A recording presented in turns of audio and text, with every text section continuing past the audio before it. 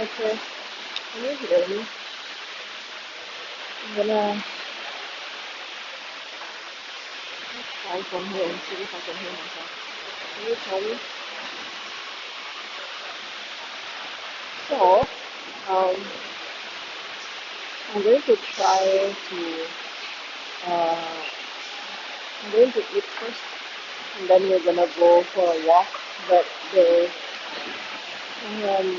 bad news is that it looks like it's gonna rain.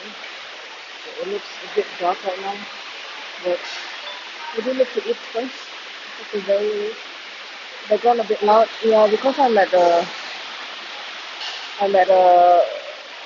hawker center, and there is like fan, there's like people going around. So yeah, let me see if I can hear myself.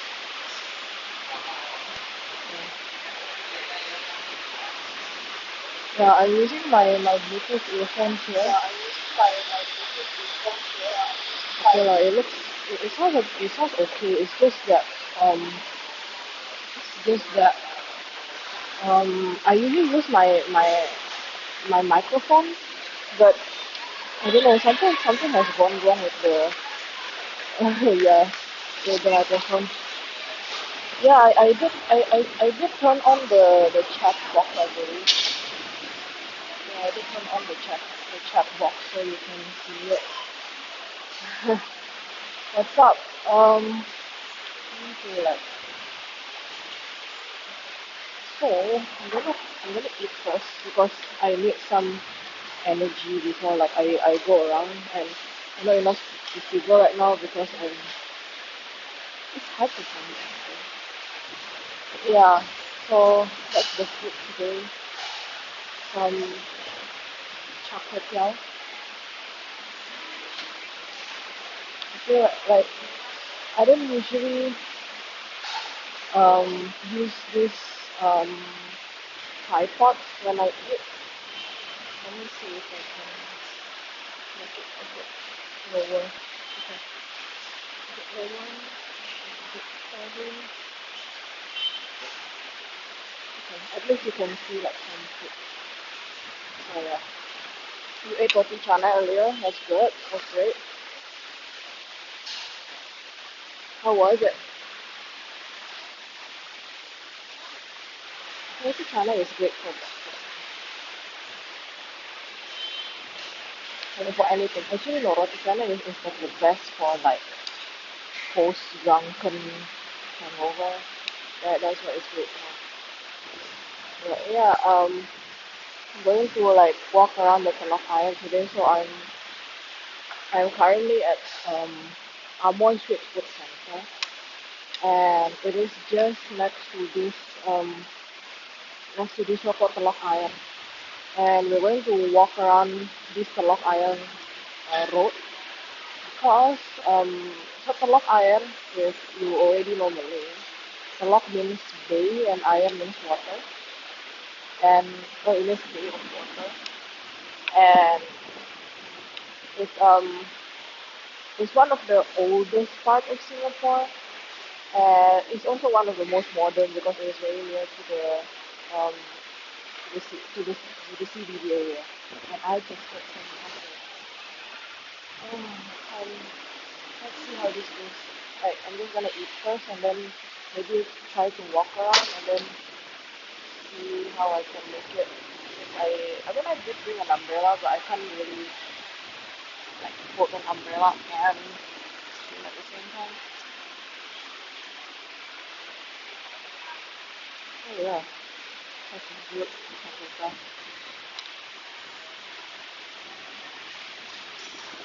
Well, like eating chocolate was alright. Like, um, this was like the breakfast of choice of like some laborers back in the day when they just because well, as you can see, it's like all noodles. Yeah. Oh, okay, sorry. I just you have the telur bawang and coffee. You have three roti canai ready for you.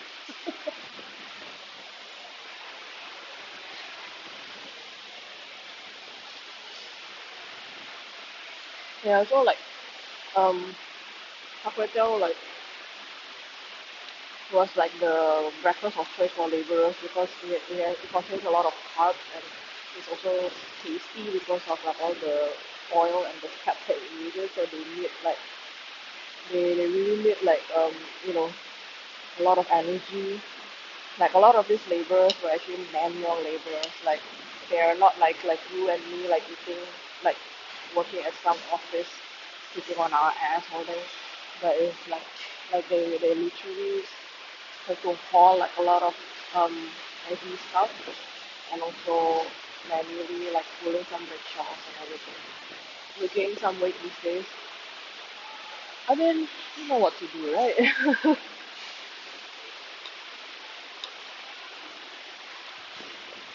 were good. Because I only wish it was a bit spicy. You know, like they did ask if I wanted spicy and I said yes. But I think their spicy is not my spicy. Yeah. I need to monitor the stream on my phone, my other phone. Sambal, no, I don't think they have sambal. I mean, they probably do in like the base, but yeah.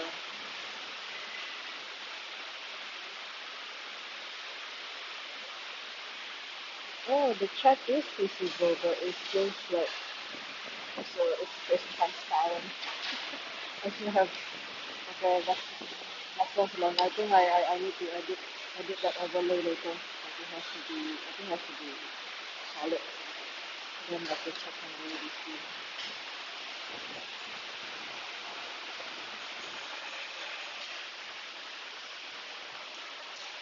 Okay, it's full on raining right now, which I'm sad about. Oh no. Like the the weather forecast earlier was like okay, like they said it might rain, but maybe in at 12 p.m. or something.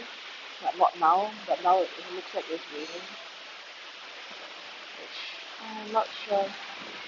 Should I still stream under the rain?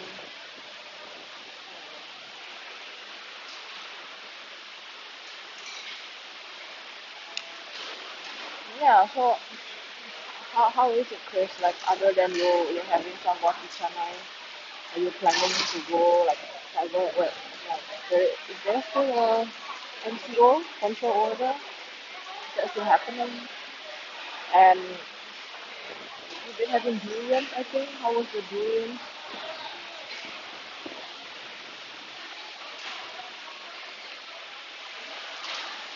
You're probably finishing a German book today, okay? What is it like? Tell me.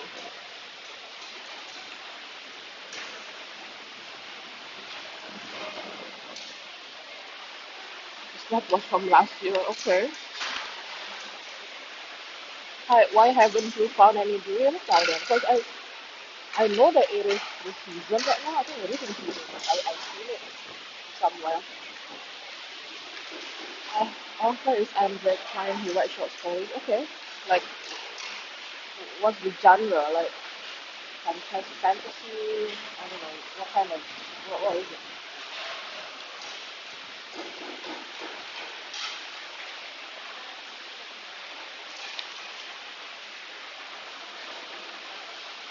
And you don't know how to speculate durian.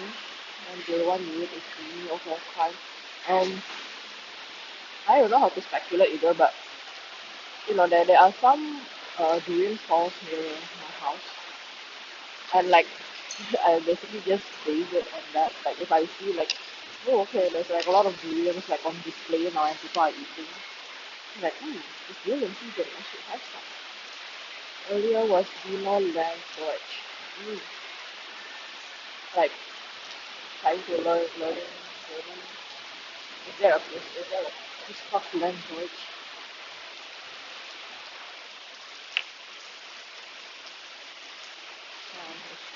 It's full on raining right now.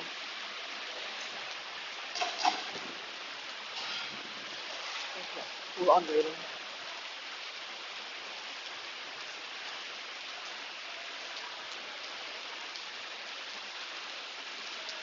It is raining. It's quite disappointing. It rained there yesterday, okay. A lot of rain, or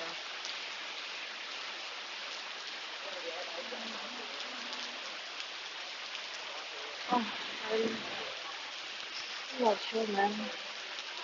Like, do I wait for the rain to pass before I walk? Like at this point of time, I had some kind of um, raincoat or something. Yeah, I don't know. I do still want to walk, and I don't know, it looks like a beautiful day, but then it got really cloudy, and then, it's just really, it's just really unpredictable nowadays.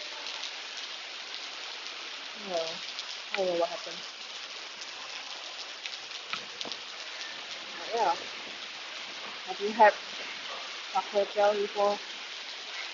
I don't know whether, like, is it a different style when it's in Sarandon, KL, or anything?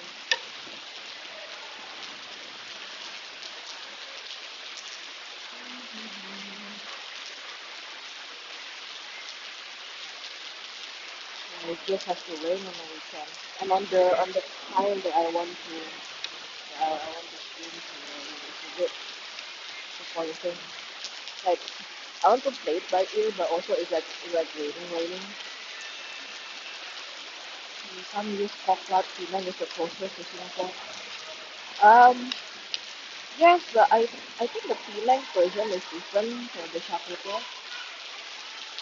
It's more, um, I don't know, it's not as sweet. I think the Char Kway Teow version in Singapore, they like to use a lot of soy sauce and like the sweet soy sauce. So it's like sweet rather than, yeah. I think the Penang one is more, like, it has that wok thing, wok tail, whatever.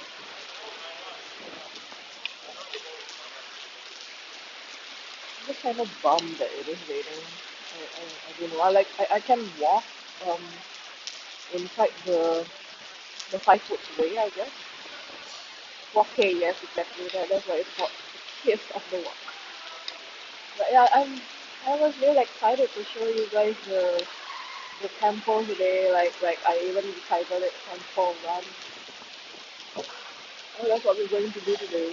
Like uh, I want to bring people around the Telok Ayer area. And then I will talk a little about it, and then hopefully can paint a little bit of picture of it.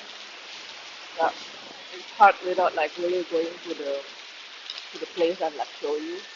But I will try to paint a little bit of picture um, of this area, the Telok Ayer area, and what it is, and how it plays a role in Singapore history and all, and just the general history of this region in general.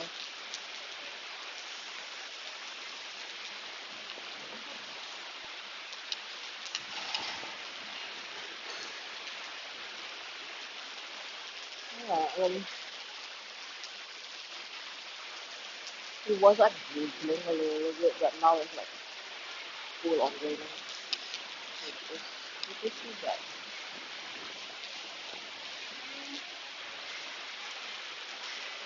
Maybe at the very least, I will bring you around to see this particular um, food center and then show you what it's like. I don't know whether you've been here first. This is the Amoy Food Center.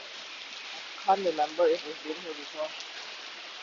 Mm, yeah, I think I will at least show like this particular food center and just have a look see before I try to make it to the temple. Oh, okay. This one.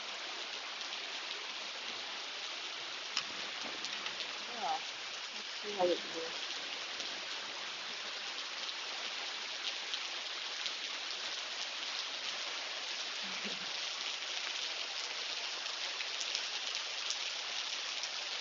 I'm good.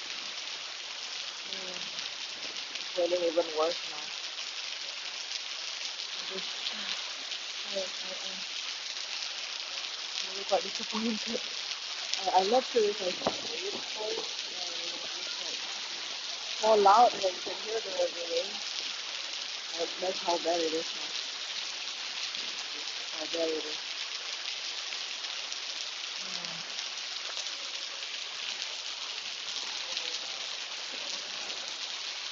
Too bad. I see. How's your journey? It is raining. It is raining. And so, like, I thought I would, like, make a quick stop for, like, breakfast. And then, walk and, check out the sights and everything. But it is raining. Like, quite deeply. It's raining, man. Exactly. I did get that reference. I, I really did. But, yeah, I thought, I don't know, guys. Not as good as raining, man. Again, how do you know?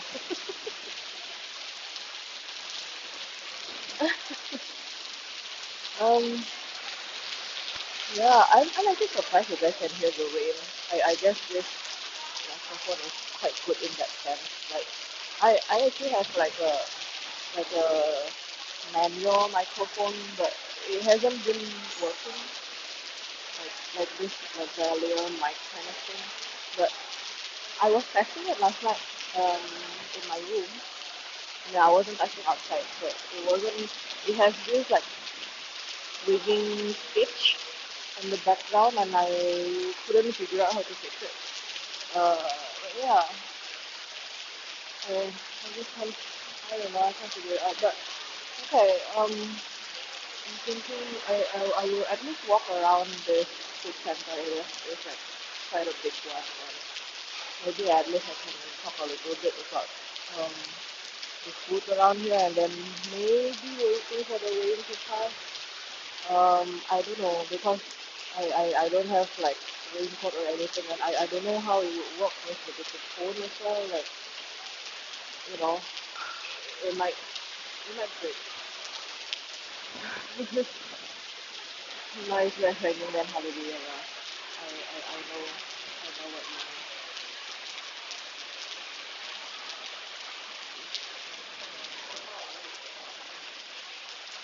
But see how's it going? Is it raining? What is it like? If you got your vaccination, I haven't got my vaccination.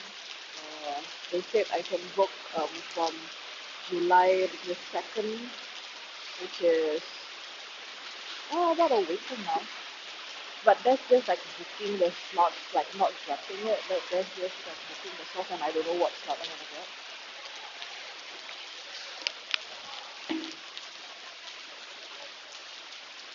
So, like, I don't know whether the rain will subside, but I'll see. Yeah, start preparing for. Sounds like I'm muffled. Yeah, I really like I'm using this Bluetooth, and I wish I had like a better way to do it. I wish I had a better way to do it, to be honest. But I I don't know. It's just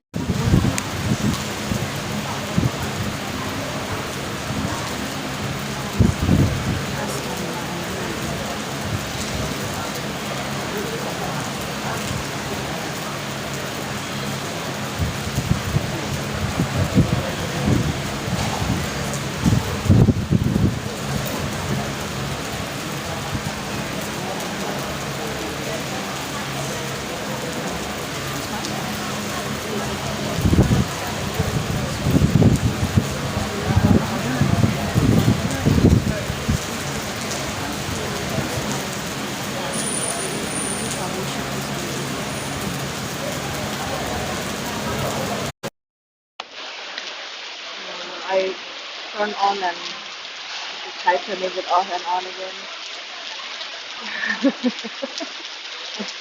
Let me see. Okay, sounds a bit better.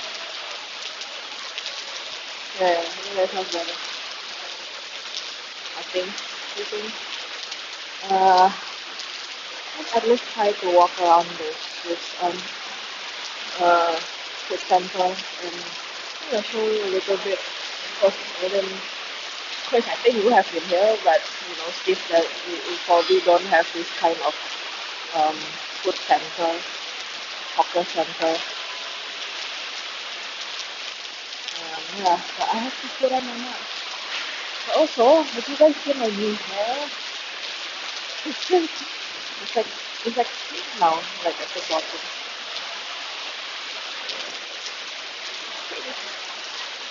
Also, now there is like a new rule where we have to put our used plates at the.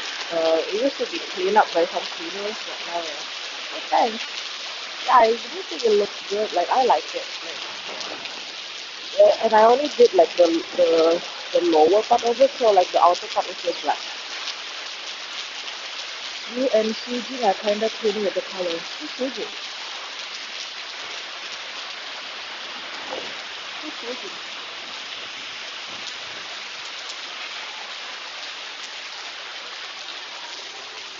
Alright.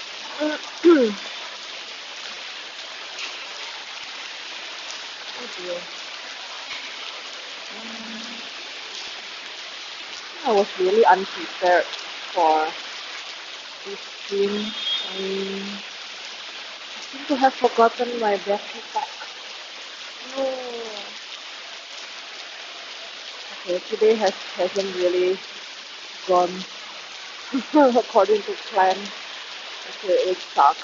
But if the rain doesn't let up, I'm probably gonna go home and I mean, we can play some GeoGuessr. I don't know if you guys know what that is, but there is this game where it will randomly put you in like some street view somewhere, and then you need to find out where you are. It's actually quite fun, but I I don't know why I'm so unprepared to be honest. Your old roommate in the US. Okay, is it free? GeoGuessr is um it's like free for one time, like, and then if you want more, like you gotta pay like a pro thing, and they have some ads if you don't pay. I did stream it earlier, like I think few days ago, like from home, like it was like fun, like yeah, I'll see about it, but oh wait, I did bring my battery pack. I don't know what's wrong with me today. Like my brain has just been a bit like, but I'm gonna prepare my battery pack first. Actually, the rain is pretty bad. I just can't go out at night. But yeah, it is quite fun. Thanks guys for hanging out. I appreciate it. I'm just touching this up.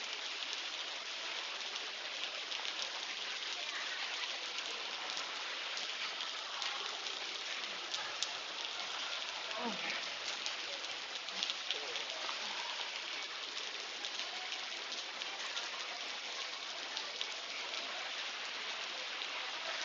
then like if you like geography, so I did like I did the Singapore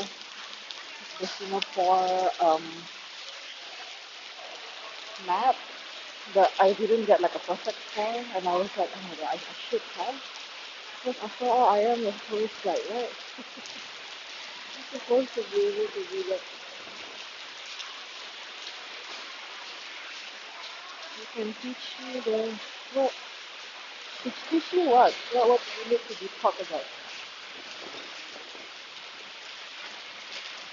Yeah, we can always hang out at the Discord, but I'm like, the game? Oh, I will probably just save it, and then you can see it. Like it's really simple. There's nothing to be cut.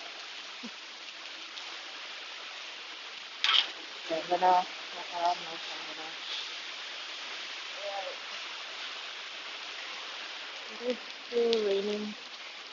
Well, it's not too bad, but let's walk around a little bit. Can you still hear me? Right. So like behind me here, there is the this is the Telok Ayer Street. Like if you see this mall here, this one. So yeah, I'm not. Yeah. So that's like the first temple that I want to go to, or at least go like um outside it. The it looks like the rain's gonna let up soon, but so I'm gonna just walk around this food center first, and then just show you around, and then we'll continue to that street. So if you haven't been in Singapore, uh, it is pretty common to be in a food center. The story actually started with the hawkers. So they are called hawkers because they literally used to um, they used to be hawking their wares around. Like literally like okay, please buy my food and everything. And yeah. But back in 1960s when Singapore got their independence, let me just so there are like so many stalls around so many people eating. So um back in the 1960s or 70s when Singapore just got independent, they decided that like the hawkers have been selling stuff like by the side of the road, by the side of the river, and then they will just dump all the refuse back to the river or just by the side of the street, and it's not very hygienic. So they wanted to like consolidate all these hawker sellers into a centralized place better, uh, where there is better hygiene, obviously. So now as you can see, like this particular one is actually quite big. I think they have at least okay, so like one street of this is like 10, and there are like 5 rows of it, and then so in total there will be like about 100 over sellers over here. So like so it's like a lot of them are closed because this particular food center is actually located in what we call the Central Business District area, the CBD area. So on the weekend there are not really a lot of um, uh, office workers who sustain it. But yeah, like just some of this, some stalls. So it's quite good. Oh look, Chris, there is a prata here, like the one we had. Yeah, how is that? I think it's the same, right? Roti prata and roti canai. It's just how they call it.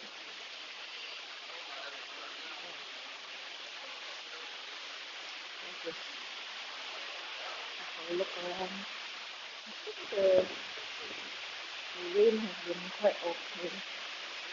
I think I will go back to the temple.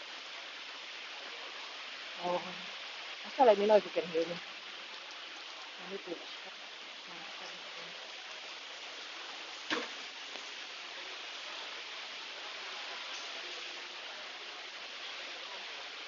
It is. Okay, the rain did get better. That's good. Can you hear me? I think.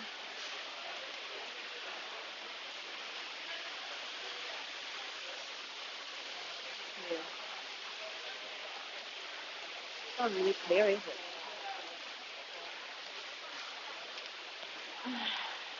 Yeah, I think I need to turn it off and on again. Give me a moment.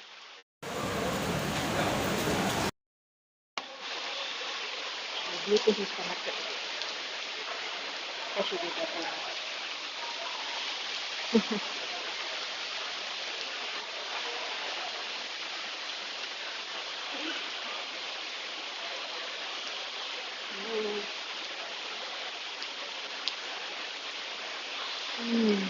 masuk. I mean, I don't know if it's because I'm wearing this mask now, because it is mandatory to wear mask outside. I don't know, like, seriously, like, streaming outdoors has a lot of logistics that I didn't really expect. Most of the streamers on Twitch, they stream like from home or from like they're just sitting down at home basically. Like that's mostly how they do it.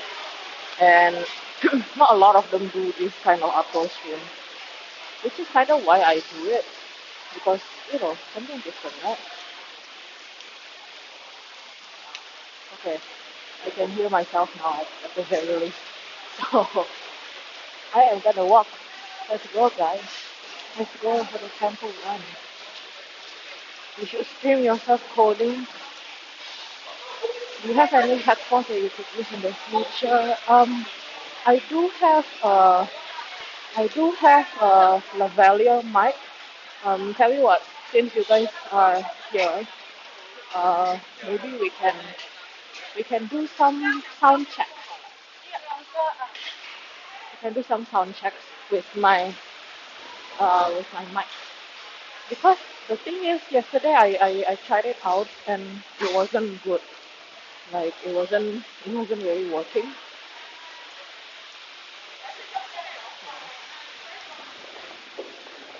So let me just one minute.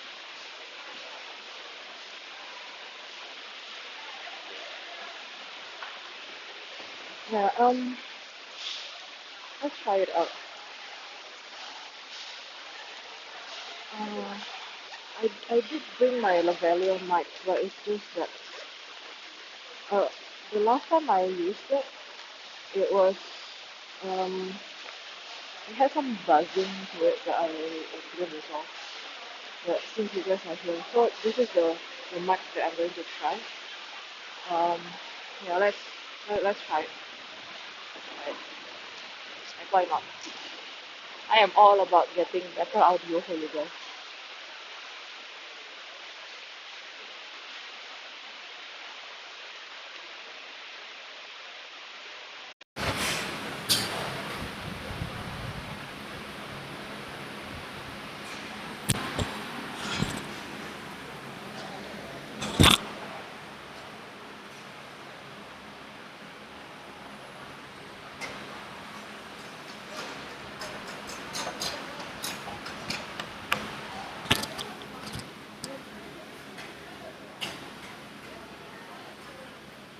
How is it now? This is the mic. Like, is there any buzzing? Oh, OMG. So much better. Is there like a buzzing? Like, do you hear any background like buzzing or anything behind? Or is it better? No buzzing? Okay. Excellent. Okay, I'm gonna mic myself up here. Can't see it. Wait. One moment. Yeah, I can see it. Okay, here. How? Mic yourself out there. How is it now? Can you hear me when I put it here? I think it should be fine. Looking forward to my TED talk. It's not a TED talk. It's a tourist thing. I'm a tourist guide. So it's okay here, you think? I'm gonna try to walk around with this. All good? Are we ready, boys? Walk. Okay. I'm walking. I'm walking here. I don't know. I don't know if you guys know that reference. I'm walking here. Okay, I'm just setting up my. This is just my charger, just in case I need more. Excellent. I'm walking here. Exactly. I'm walking here. All right. Oh, it's just like a bit awkward because there's like this cable hanging around me right now. But if it makes so much better, like I'm all for it. Wait, I'm gonna like uh, adjust the cables a little bit because it's like hanging precariously.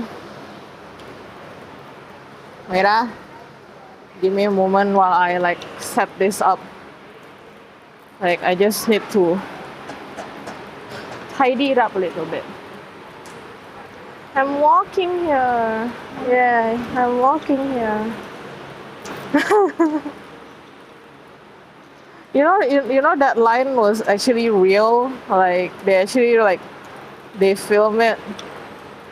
I think like the taxi didn't know or something, and like they're like sounding the horn, and then they're like, I'm walking here. I'm walking here. Alrighty, let's go, boys. It is still raining a little bit, but so much better. Woo. Okay, it's fine so far. We're good. We're good. I'm walking here. Oh, puddles. This. Okay. Just finding a place to step on without any puddles. And it's also like gonna just. All right. Whew. It's a bit rainy. It is still raining, but it's fine. This is the first temple I wanted to show you guys. This is the Siang Cho Kyong Temple, 66 Amoy Street. So, yeah, this is the first temple at Amoy Street. Well, no, this is Amoy Street. I actually have to go to Telok Ayer Street later on. But yeah, so this was actually the shoreline. So when this was first built, it was built to be facing the sea. So it has this good feng shui, this good vibes. So, but it's a bit raining. I'm going to walk to Telok Ayer Street instead. Woo, rain. Woo. Okay, so at least I am like protected from the rain here. I'm not gonna pray. I mean, I actually don't want to bring the camera in and stream from inside, like out of respect. Who needs the sea where there's water in the sky? A very valid question. Don't pray. Yep. You probably have to explain that to Steve. That's like that's a different reference altogether. But I wonder if you can still see okay, you can still see the temple. Okay, this is great. Okay, so Thai juice. Yep, that's how they call drinking water in Malaysia, which amused me to no end. So yeah, so this particular temple is Siang Chio Kyong, and it is Taoist temple, and there are some deities that they worship inside. And this one was built by the Hokkiens. So for the Chinese, there are different dialect groups, and when they first immigrated here to Singapore, and you gotta remember that around this time there was no like social media, there was no Google for you to find out, like how. There was no way for you to find out like how can I make it in Singapore, So like for a lot of these immigrants, when they came, they just naturally gravitated towards people from the same origins and speaking the same dialects, and that's how they built their society around that, because you gotta be with people that you're familiar.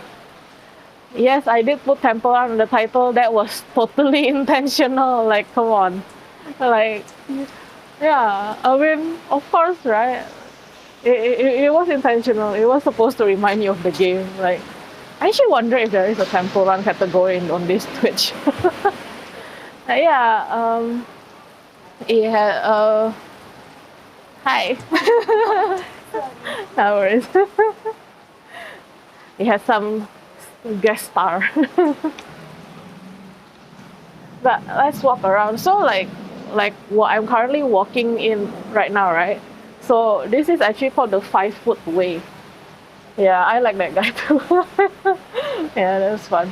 So this corridor that you see behind me, right? Like where I'm currently at, this is actually called the 5 foot way because it's supposed to be 5 foot wide.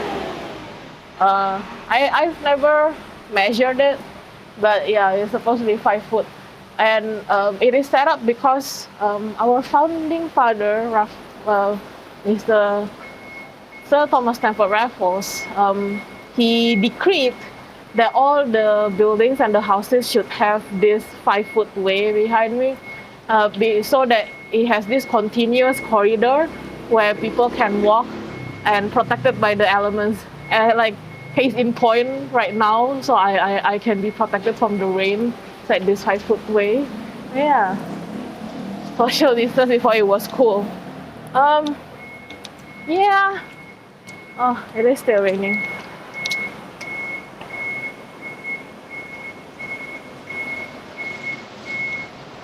God, there's a lot of noise around here. Okay, so that was Amoy Street, like that corner. So now I'm going to turn this way to Telok Ayer Street. So let me just walk here. So I'm still inside like a 5 foot way. So if you see behind me, right, you can see like this continuous walkway all the way back. So this is still part of the 5 foot way. I wish you had that here by strip malls. Well, what do you mean? What do you wish you have at the strip malls? I sound fine. That's good. That's awesome. Yes. So like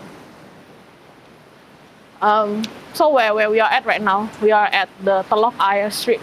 So as I said, Telok Ayer in Malay, it means bay of water. So there's a lot of like cool buildings around here. Yeah, and there's some this type of buildings that you see behind me here is called the shop houses, and simply because it's really because there used to be like shop in the ground floor and then house on the upper floors or the covered walkways. Okay, you're talking about covered walkways. Yeah, I mean, I think it is very practical, like, especially in this particular part of the globe where sometimes it rains, sometimes it's hot. It's good to be protected from the elements. So I just wanted to show like some of like these shop houses. So like this street is lined with this kind of shop house. And while we stop over here, I thought I would like show some of this like behind me here. So the shop houses, they are actually protected by a conservation requirements. So there is an authority called the Urban Redevelopment Authority that they have these guidelines. If you want to like own or rent like one of those that are in the conservation area, like there is like a strict guideline that you have to follow so that it still looks like this, like you conserve the facade. So inside might be renovated. Inside there might have modern fittings, aircon and everything, but outside it should basically still remain like this, like keep the facade. And they are also known to be, it's a mix, the architecture is a mix of European and Malay and also Chinese. So like if you see like these ones, like they have like the half circle fan lights. They call it the Georgian fan lights because it's like a fan, like it lets in some light in, and it was popular during the rule of King George. So that's why they call it the Georgian fan lights. So these ones don't really have like a Chinese. Well, I mean you can see the Chinese words, right? You can see the Chinese words. So, but they don't really have the Malay influence in it. And it's not these ones. But yeah, let me show you. So like this, but the particular site that I'm walking on right now with all the covered walkways. So if you can see, right, even there they have the covered walkways, like this like at the ground floor, it's all covered walkways, like all the way, it's like a continuous corridor to be protected from the elements. So, but nowadays, these shop houses became this street mostly bars and restaurants. It's all bars and restaurants, and this is basically one of the oldest parts of the city. So even though like nowadays it looks quite modern in a way, like you can see like some skyscrapers behind me. I'm just gonna stop. Yeah, so like there's like some skyscrapers right behind me, like really tall buildings and all. You can see that, but this particular part is conserved. It is part of a conservation area, so like all these buildings that you see, they are conserved. And even though they are very near to the central business district, they are also part of the oldest part of the city. Oh damn. The the rain got worse. I'm just gonna stay here for a little bit probably. Ooh. I'm gonna walk that way. You want to perform here?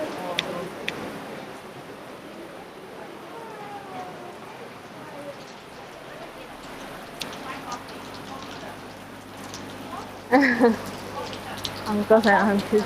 Actually, it's mostly people like having brunch over here. Like they are actually quite famous for like this kind of brunch.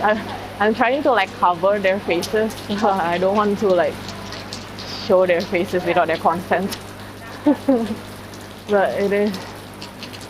Unfortunately, the rain seems to be getting. So actually, behind me here, right, is a cafe. It's called My Awesome Cafe. Like, oh yeah, there is a kite. Oh, that's so Malaysian of you to say. Like, there's a kite. Yes, there's a kite. So this is actually like a party store. Like I'm stopping in front of this store, and you can see like this is the stuff that they have. It's like toys and balloons and all these things, and of course they have kites. Yeah, I'm just stopping by here because the rain is getting worse. But I think it's quite. Wait, you can barely hear the rain. That's because I'm in this walkway. Oh, that's why. Yeah. Let me see. I'm just like looking at the shop houses if there's like anything else that I can show. Well, I mean, Chris, I think you can read Chinese characters. I can't, but you can see like these buildings behind me. Like there's a meat smith. There is I think they have burgers and steaks. And Nusantara cuisine, they have Indonesian food. So quite a lot of options around here to eat. I don't know if you can read that for me, Chris. Is that visible? I don't know what it is. I can't read. Oh, okay. Actually, like ahead is quite. It's Chinese characters. Yes, it is Chinese characters. So still like all the continuous walkway all the way there. So I can walk all the way there without getting in the rain, which is good. So this is like the whole point of like this particular 5-foot way. So I was showing you like it was a Chinese temple, but so where I am currently standing on, right, is actually a mosque. So if you can see like the sign behind me. Yeah, so it's actually a mosque. Yeah. I'm just gonna walk a bit more.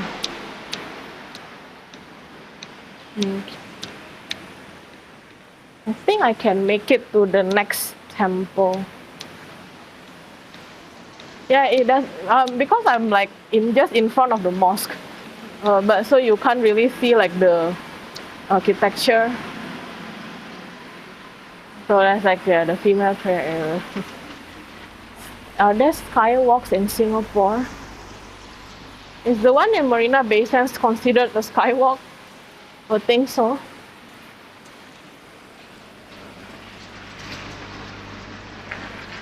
But this place also has a lot of Korean restaurants for some reason. I don't know why, but they have like Korean. This is a Korean barbecue restaurant. Oh no, fried chicken restaurant. Oh, that's a nice one. Okay, let me just turn around like this. I don't know if you can see it. You can see a little bit.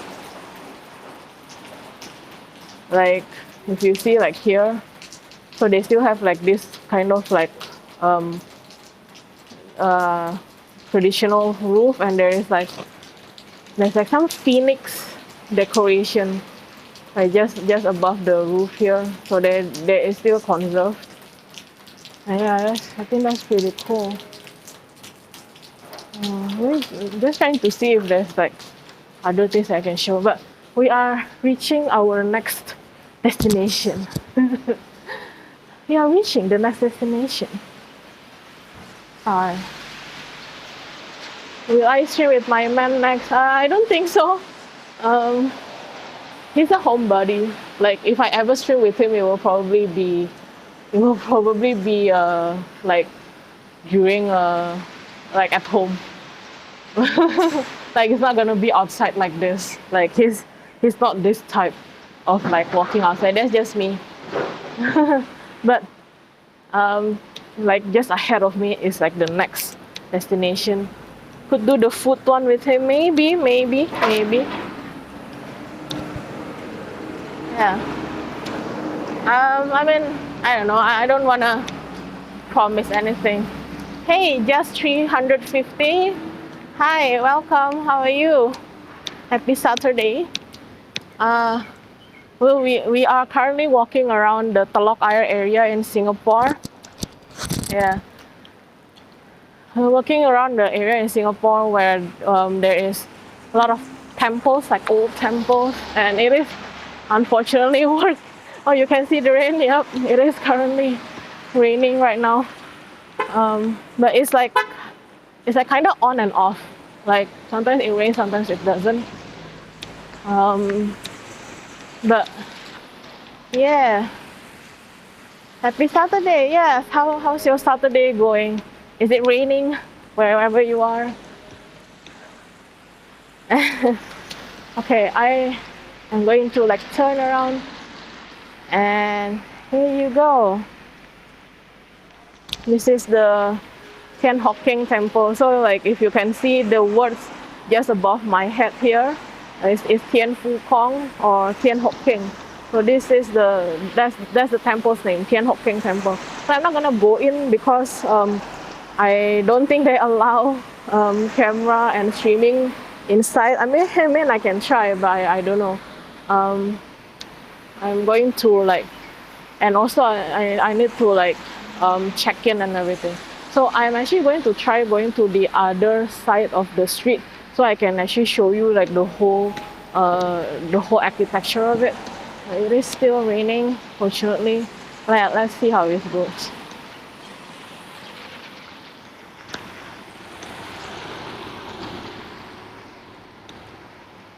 Okay, like I do like to, yeah, oh my god, isn't that such a nice framing?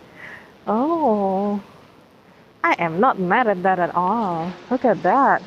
Someone gotta screenshot this, man. Like, isn't that beautiful? Yeah, so Tian Hock Keng Temple. I think big is kind of relative. Like I don't know how big is this big. Like I think I have been to bigger temples than this. Oh, why is it boring? Just 350. So hope you can hang out here. And yeah, we all like these are some of my friends, and I'm just showing them around Singapore right now. Okay, the rain is a bit better nowadays. So Tian Hock Keng Temple. So and I talked earlier about that this Tian Hock Keng Temple is located on the Telok Ayer Street, and the Telok Ayer means Bay of Water, and that's because like the road behind me, the road that you see behind me here, that used to be the shoreline. Trust No Ho, hi, what's up? It's been good. Thanks for joining. I'm just like bringing people around Singapore and at Telok Ayer Street, and we are currently in front of this temple called the Tian Hock Keng Temple. And yeah, such symmetry. I love it. So yeah, this road just behind me here, like this is Telok Ayer Street. There used to be the water. There used to be the shoreline of Singapore. So the story goes is that um, after British started to open shop in Singapore, which was around 1819, 1820s. At the same time, in China, there was a dynastic change. There was a lot of changes happening, and a lot of these Chinese, they tried to go outside of China to find opportunities, to find more ways to earn money, to make better living for themselves, basically. And remember, this was like the 1820s, and there wasn't planes. You couldn't like travel to here easily. So all they did, of course, with boats. So they will sail all the way from China all the way to here in Singapore in Southeast Asia. And this street that you see here, there used to be the water. So that's where they used to dock. So whenever they just reach Singapore and they just reach the bay here, they would give thanks to the sea goddess called Machu. You're everywhere, there's always Chinatown. Yes, that is true. There is always Chinatown everywhere, and here we are in the Chinatown of Singapore. Uh, this particular temple, Tien Hock Keng Temple, it was at first built as a shrine to this sea goddess Machu, because as I said, they were giving thanks to the sea goddess when they managed to reach Singapore. They managed to reach this new brave world, and they were protected, and they were still alive. So they just wanted to give thanks to the goddess. So this temple started from there. And it was just like a simple structure at first, but then as more and more Chinese immigrants came in and more of them became more prosperous, they pooled their money all together, and there was like a generous donation as well by a noted philanthropist, and they donated some funds to build this temple to what it is today. So this temple was actually built actually not almost all of it was built using materials from China, and it was also carved and built by artisans that are from China. So this is actually one of the most traditional Chinese temples that you can find in Singapore or in this region. Oh yeah, isn't it cool? So like you can see like the roof here. So Tien Hock Keng Temple mostly was started by the Hokkiens. So there is like the dialect group that is the biggest in Singapore. So most of them were Hokkiens. So they are from Fujian province in China. And you see this like upturned roof, like going upwards. You see like it's upturned. So they call it like a swallowtail. That's what this architecture is called, like swallowtail. So it's like curved upwards, and you have dragons. You can see the dragons like just above my head here. So you can see dragons. They are a symbol of power, power and justice. And then they're flanking a pearl, like just above my head there. They're flanking a pearl, which is a sign, is a symbol of immortality, perfection and immortality. So that is that's what they are. They want to emulate. So I wouldn't be able to go in, unfortunately. I'm not sure because they are they're not keen of like me taking pictures even inside, so I'm not sure, like I don't think I can do like go in. But yeah. Hey, isn't it cool? Okay, let me just walk a little bit more if I can show this part. So like this part here, so this was actually a school. So over time, right, this particular temple, it wasn't just a place of worship. So inside there are actually statues of Machu and also Kuan Im, or the goddess of mercy. So it actually became a mix. They call it a syncretic temple because it's not only it's not only catering to like one type of religion or worship, but it's actually Taoist, but also Buddhist. And over time, it became also a place of gathering. So for people, for the immigrants that just came over, they will come here because this is just by the shore, right? And they will find help. So there was like a self-help association and also a clan association built around the community of like people from the same place or people who speak the same language or people who have the same surnames. So usually they are like from the same area.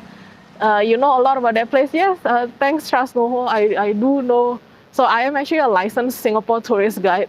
So this is like I had to pass an assessment. So I had to like learn a lot about the places, and this is like one of the places that came up a lot in like the assessment. So I had to learn a lot. I actually know even more inside, but I don't think I can go inside right now. But yeah, I wanted to show like this particular blue building that you see over here. So this was called Chong Wen Ke. So after it became like more a gathering place, a community place gathering rather than just a worship, they also built a school. So this actually used to be a school right here, this blue building right here. So it was called Chong Wen Ke. Nowadays it is a museum. Yeah, it is a Singapore Music Box Museum. So I actually honestly haven't been inside. Maybe one time I will, but yeah.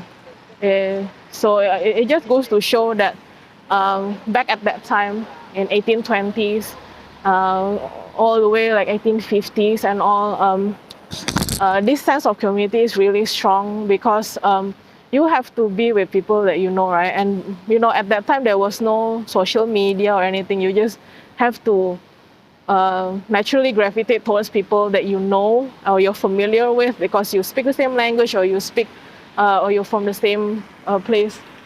Oh, actually, I don't know if you can see it, but there is there's a couple there. They are taking some pictures. I think they probably. Oh, they look so cute. Did you see that? How long did it take for you to learn all of the intricate details? It took a long time, trust no, actually. I mean, I was in I was doing a part-time course to be a tourist guide, and it took me 7 months, but it's part-time. It was part-time course, and but beyond that, also I had to do my own self-study and everything. So yeah, I would say like about maybe almost half a year or something. Yeah, because I had to learn everything and a lot of practice as well. Yeah. Oh, okay. The rain has been getting better, so I think I'm going to like um, go nearer to the temple and then tell you guys all about it. I wanted to show like I just want to like the decorations that you see around here, like just beyond the roof, like just above my head. There's like this roof over here. So these are actually called, they are using this technique called Qian Nian. So it literally means cut and paste. So it's probably not super, like, let me just walk a little bit. Give me a moment. Okay, it has stopped raining and it's great. Okay.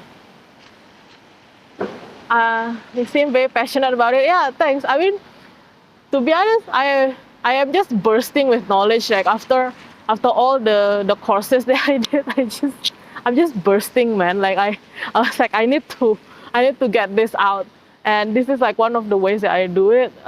Because there are still some restrictions in like giving tours, and there are no tourists yet allowed to Singapore. No short-term travelers, so this is like a good practice, I guess. So yeah, I don't know if you can see it, but like just like above my head here, like if you see like this, all these decorations. So they are ceramic from pottery, and it's called cut and paste. Oh, thank you. Yeah, and it's like cut and paste cut and paste technique. Oh dear. Okay, I'm just adjusting my clothes. Yeah, we're gonna go there soon. So this is just like my. So actually today is like it is oh there's some. It's like more like a recce trip because I have a friend who requested for me to do a tour around the temples in Singapore, or at least this area in the Telok Ayer area, because this area is actually one of the oldest part of Singapore, but also one of the most modern. So like you see like this like very traditional looking temple over here, right? But if I just like turn around, like it's like glass and steel buildings. Like you can see like all the skyscrapers like behind me here. So and like here as well.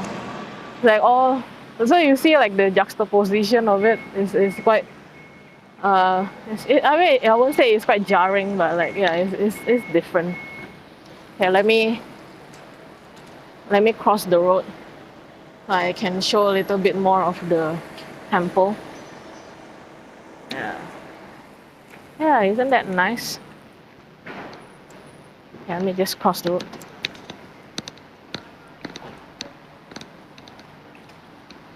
All right.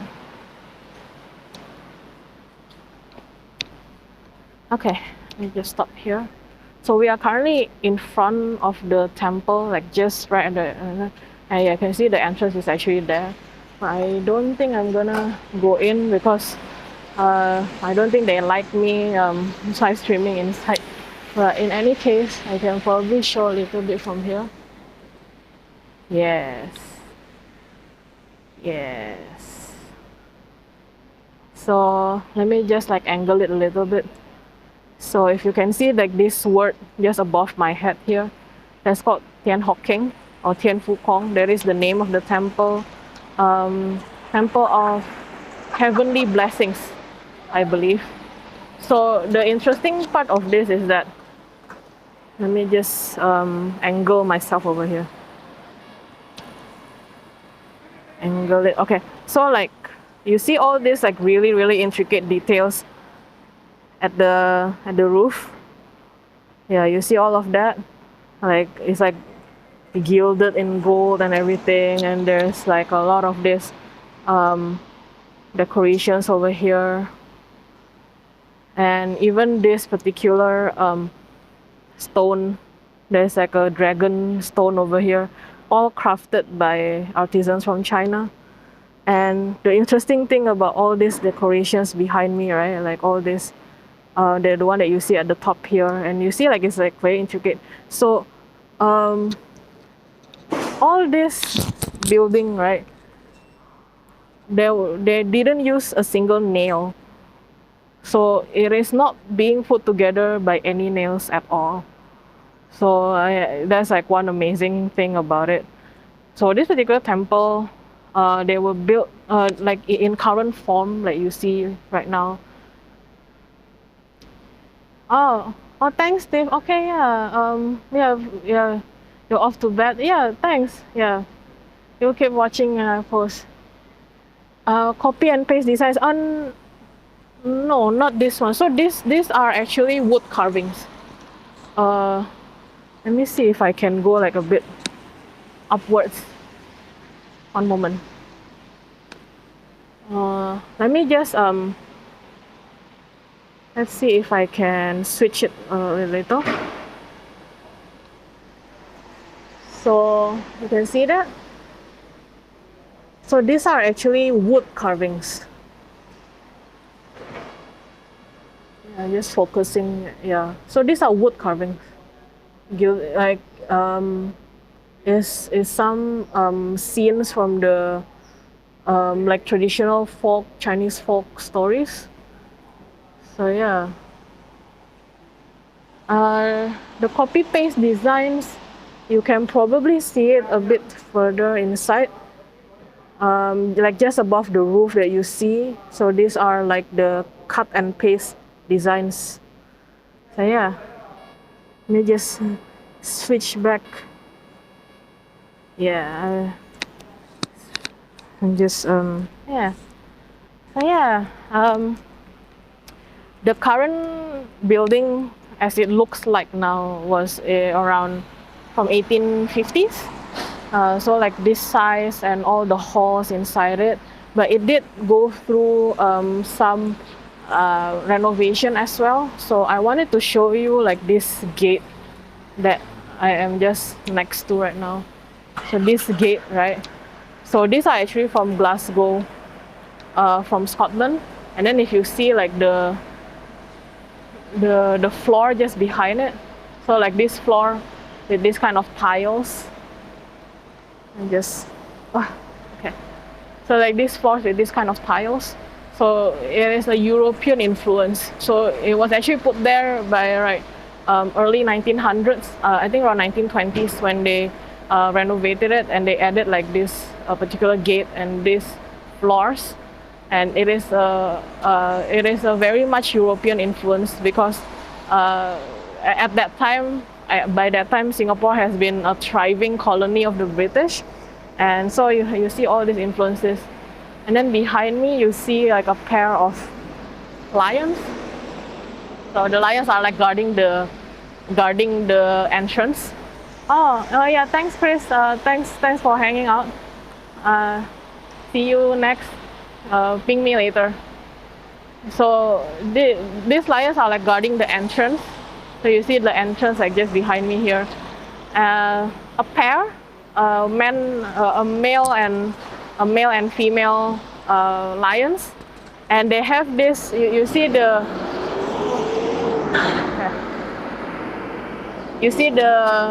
red collar. So the red collar actually signifies that they have been tamed by the deity, by the gods. So they are like the pets kind of the gods. Yes. Thanks, Rasnoho. I just have been learning a lot about it, and you know, as I said, I'm just like bursting with knowledge. So I just wanted to like share all of it. And then as you can see, so this is actually the main entrance. So currently the entrance is like over there because of the COVID-19 restrictions. There has to be just one single point of entry instead of like multiple points of entry. But if you can see the entrance over here, you will see like there is like a wood block, right? Like a threshold. So this is actually called the wooden threshold, and the reason is that I mean, firstly, it used to be by the water, so it helps to keep the water out. But also, it is said that because if there is this kind of threshold and you have to like step over it, right? When you get into a temple, and when you step over it like that, like when you do it like that, you also like bowing your body, right? So when you step, you are like bowing your body, and that is to like, you know, make you humble yourself before the gods. So that is the reason why there is this wooden threshold. And also like this particular gate behind me, right, like guarded by these lions, they are reserved for the gods and the emperors. So we, the mere mortals, we are actually not allowed to go through this particular gate. Like we have to go through the side gates. So there are like two gates. Yeah. So yeah, it's like, I mean, even I never go through like this gate. Like we are not supposed to. Yeah. Yeah, I am glad to like show you around here. I wish I could go inside.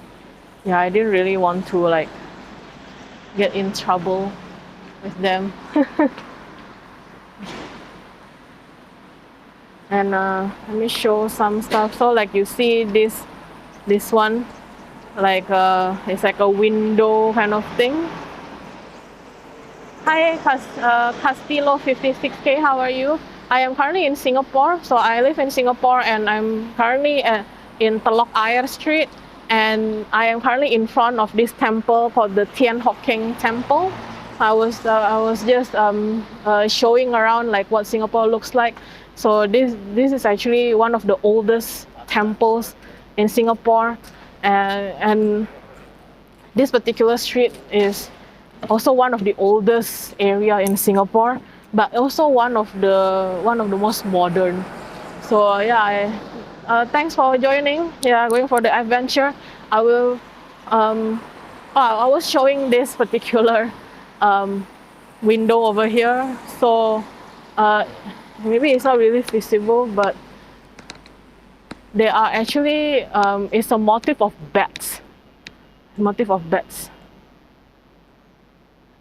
So bats are considered considered luck in the Chinese culture because the pronunciation of bats is pianfu, which is a homophone, like it sounds the same as luck. So you will see bats like at the temples, and you can see the bats like at the corner of it also. You see the corner there, this corner. So those are bats as well. So yeah. But for the people that just joined in, I will go to the opposite side of the road, and I can show you the how it looks like from outside. Yeah, that's how it looks like from outside. So that's Tian Ho Keng Temple, and as I was saying, this road behind me, where you see the cars and everything, this road, that used to be water. That used to be the shoreline. So this used to be a shrine when people just arrived to Singapore, and then they wanted to give thanks to the sea goddess. The sea goddess is called Machu. And over time, that shrine became this beautiful temple that we see today. And I just wanted to show like how the juxtaposition of it. So like this is the temple. But then if I just move over here, you will already see behind me all these like really tall buildings, like really tall and modern buildings. Like this side as well. You will see all these like really tall buildings. Right? So I think it's very interesting. So yeah. I am going to go to the next stop. So my next stop is also a temple. It's a bit further down, so I'm just going to walk there. And yeah, we're going to see. How are you, Castillo 56K? Like, how's it going? How's your Saturday? I'm just going to like cross the road and walk. Yeah, let me know if you have questions and everything. Yeah, walk around.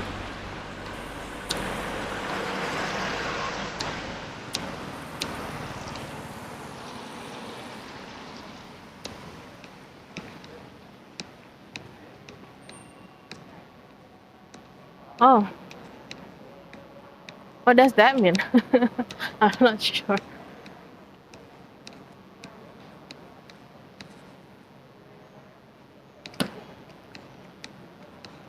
Right.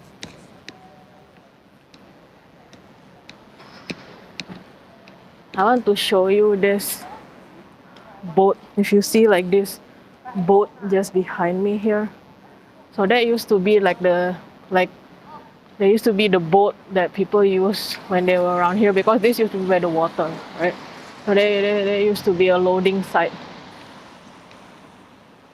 Yeah, and you can still see that's still the temple right here. Yeah, it's just a small little park here for like it is to remember like the purpose of like this particular street last time. Yeah.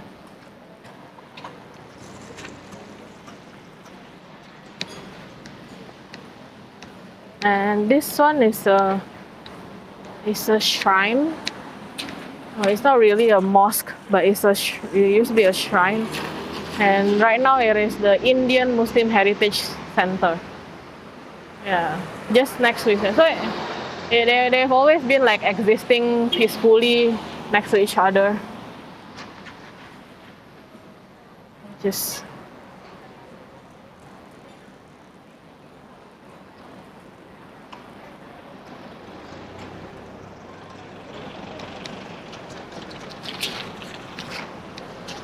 oh yeah, we are currently walking on Telok Ayer Street. So there are now like a lot of cafes around here. So they actually this particular cafe that I'm in front of right now, Starnies. So this is actually one of my favorite cafes. But we're not stopping right now.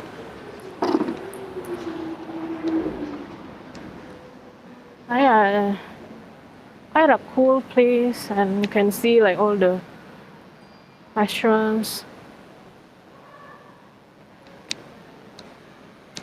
And we are going to go to the next stop of the day, which is the another temple, but you'll see when we get there.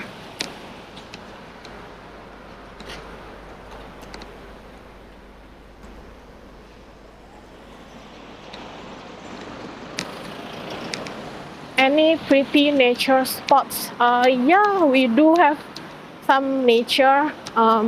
We have some reservoir. Not that many, to be honest, because we are like a small island. We are a small city.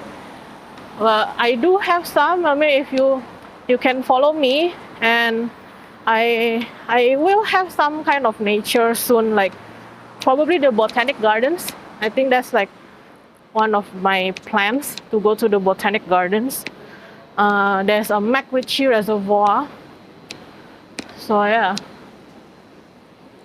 can follow me, and when I get online again, probably like around the same time, I will yeah. Okay. I'm waiting to cross the road, but if you see behind me, right, it says Telok Ayer, so that's the name of the street. Oops, sorry, Telok Ayer. That's the name of the street that we were at just now, a Miss Bay of Water. And this sign right here, right, is actually the sign of MRT, which is the mass rapid transit. So it's all connected here in Singapore. Like we have pretty good transportation around here, and especially the trains. Botanical gardens, yes. But the botanical gardens is really nice. I will plan to go there. It's quite huge as well, like in the middle of the city. So yeah, it's pretty good. Like you can follow me, and I will plan one of those days to go through the botanical gardens because it's actually quite huge, and I need to like plan where I need to go and plan where I can bring people to. And on top of that, the botanical gardens there's a new. Oh, it's so noisy because I'm just right by like a big street. They have a new pool house. Yeah. So like, I mean, it's it's cool, but also like literally cool because they bring down the temperature. So if you haven't been to Singapore is very hot and humid. But they have this particular cool house where they grow the species that thrive better in like cooler conditions, and they have a lot of orchids. Okay, you're in Singapore. Oh, cool. Okay, I just crossed the road. Oh, okay, that's cool. Just 350. I mean, I will just call you Just. But yeah, cool. Whereabouts do you live? Do you walk around Singapore a lot? Like I'm hoping like by me doing this, right, I want to like get more people to explore Singapore and see what is really out there. Of course, a lot of people say Singapore is boring and everything. But yeah, I'm still walking on Block Ayer Street. I wanted to show this place. So this place is called Ing Fo Fui Kun. Don't know if I can show like a bit better, but this is actually it's a clan association. So as I said earlier, like there were like a lot of immigrants that came from China to here. They didn't really have that support or social network, or they just got here by themselves.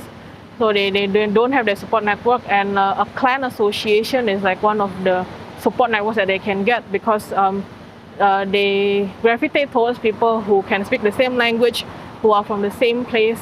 And this clan association became also like a community help association, so they will help the newly settled immigrants to find jobs, or to to just give assistance to whoever they need. So that's like an example of like the a clan association is in for Fui Kun. I think this one is for the Hakkas. Yeah, it's for the Hakkas. I am going to walk through the 5 foot way again. So I think I was mentioning this earlier, but I'm currently walking like through these corridors, right? There is like a continuous corridor all the way, and it is called a 5 foot way because it is 5 foot wide. I I don't know whether they are. I've never measured it, but it was devised by the the founding father kind of from the British, the Sir Thomas Stamford Raffles. So he decreed that all the buildings they should have this overhang, and it should be around 5 foot wide, and it should be continuous so as to provide protection from the elements like the rain and the sun. Okay, so I am currently in front of Phúc Tắc Chi. Yeah, Phúc Tắc Chi. You can see there. It is currently closed. It's currently closed. But we were at the Tian Ho Keng Temple earlier, and that was actually it was managed or built and then managed by the Hokkiens. So there is like one of the dialect groups in Singapore, the Chinese dialect group in Singapore. This one is called Phúc Tắc Chi, and they were managed by the Cantonese and the Hakka. So they are currently closed. You can, if I just walk a little bit further here, you can still see like the shape. So it is a little, older. I mean smaller. Yeah. Like one of the interesting things that you can see here. So like this particular decor over here. So it looks like they are making it like a 3D book. Like there is like a book. If anyone wants street food or roadside street food or night market, I was actually before I started walking, I was actually at the Amoy Street Food Center. Singapore only has hawker and food court. I mean, not only, like we do have like a lot of restaurants as well, like Michelin star restaurants and all. But yeah, the hawker centers and the food courts are definitely one of the popular places, and it is actually inscribed on UNESCO heritage. So it is described as a place with like it has contribution to the world culture. Yeah. At this place currently there's no hawker center, but I was at the Amoy Street Food Center earlier because that also used to be by the seashore. Yeah. If you're walking, you're gonna.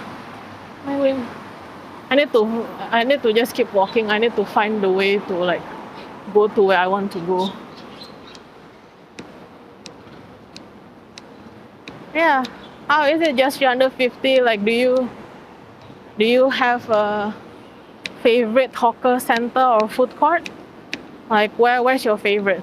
My personal favorite is at Old Airport Road Food Center. That's my favorite because there's just a lot of food there, and I really like some of the food there. Yeah. It is pretty quiet right now because we are in the middle of the CBD, the Central Business District, and it is a Saturday, so no one is like working. But also because of the COVID restrictions and people have been working from home. So yes, but as you can see, right, we were at like temples, and then now you can see behind me is all like skyscrapers. And I think it's no surprise that Singapore has a lot of skyscrapers because land is really at premium here. We are really small, like from end to end, east to west, we are 40 kilometers. We are smaller than They're smaller than Manhattan in New York. They're smaller than London. But yeah. Okay, almost there. Almost there, almost there.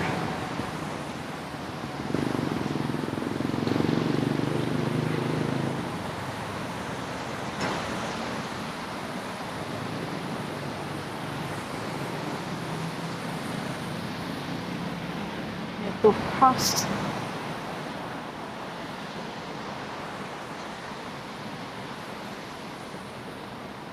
Does Singapore have any good vegan or vegetarian restaurants? Yes, yes. We have a lot of options because some of the Chinese, depending on their belief, depending on their religion, a lot of them are vegan or vegetarians, and also we have a population of Indians over here, people that came here from India or people who have heritage from India. Some of them also do vegetarian or vegan, so it would be easier to go if it's like an Indian restaurant. Usually they really label it. They label it as like vegetarian or non-vegetarian, but there are good vegan restaurants nowadays. Also, meatless options are available. So I do have like a close personal friend who is a vegetarian. So whenever I go out with her, we go to vegetarian places, and there are a lot of spots nowadays that even I, a non-vegetarian, can go to. Okay, I'm just gonna cross the road.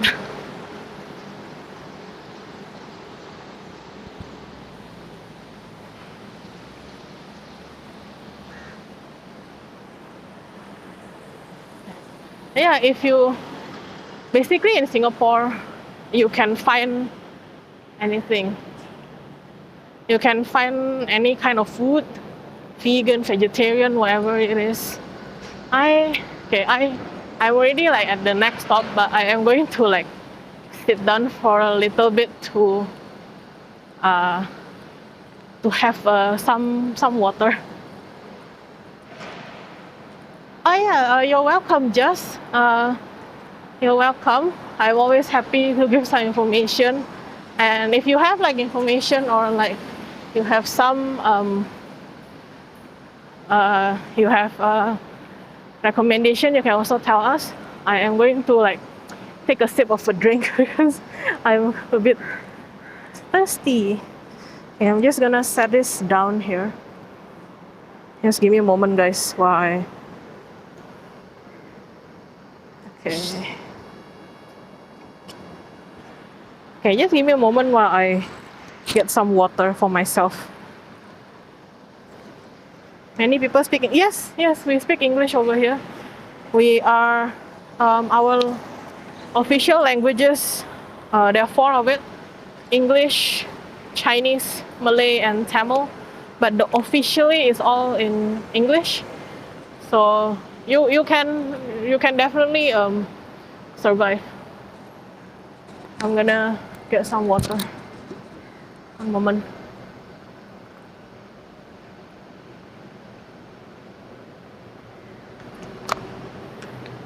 It's difficult nowadays because like I have to like take off my mask and I need to drink water. Like it used to be easier, right? To just like, yeah. Okay, one moment. I need to put my mask back on. So it is currently required by law to put on a mask when we are outdoors. So that's why I had to wear a mask outside. Like, it is a bit of like, you know, as a tourist guide, you want to talk and talk a lot, but then you gotta find somewhere. All right, I'm gonna... Give me a moment, guys. Oops, give me a moment. I'm just adjusting some stuff. Okay. Singlish. Exactly. Thanks, Jess, for sharing. Yes, we have our own language, Singlish. It is very unique to Singapore. Anyway, I'm currently already outside the place that I wanted to go. Oh, Scotland. That's cool. Yeah, I had been to Scotland before. In 2015, I went to Edinburgh. I want to like I want to explore more, but then like currently with the restrictions and everything, I can't really go anywhere, which is sad. Yeah, I like Scotland too. Isn't it nice? I actually went to Scotland from London. I took a sleeper train. So it's an overnight sleeper train from London to Edinburgh, and we just I reached like in the morning, and it was just so nice, and yeah. So okay, so guys, Let me just get a bit closer. Okay, so we are currently in front of Yue Hai Ching Temple. Yue Hai Ching. So yet another temple, and the street behind me again used to be the water. So all these temples that I've been showing you today, they all used to be by the water. So this used to be the water. So Singapore has done a lot of reclamation since forever, actually. Like even it's still ongoing right now, because as I said, land is really at the premium over here. So you just gotta get more land. Like there are a lot of ways, and just went. So let me just walk down. So yeah, we are currently in front of because I need to check in soon. Let me check in a little bit. You're from the States? Which part of the States?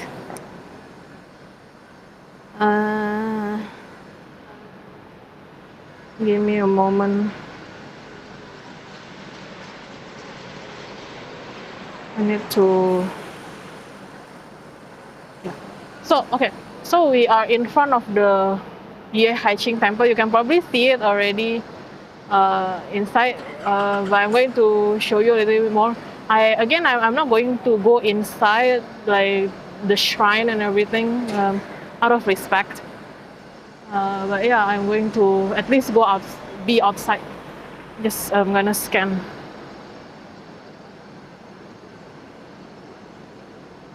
Okay, so like in Singapore, currently, because of the COVID restrictions, we have to check in whenever we go into the venue, so as to facilitate in contact tracing. So I just checked in right here.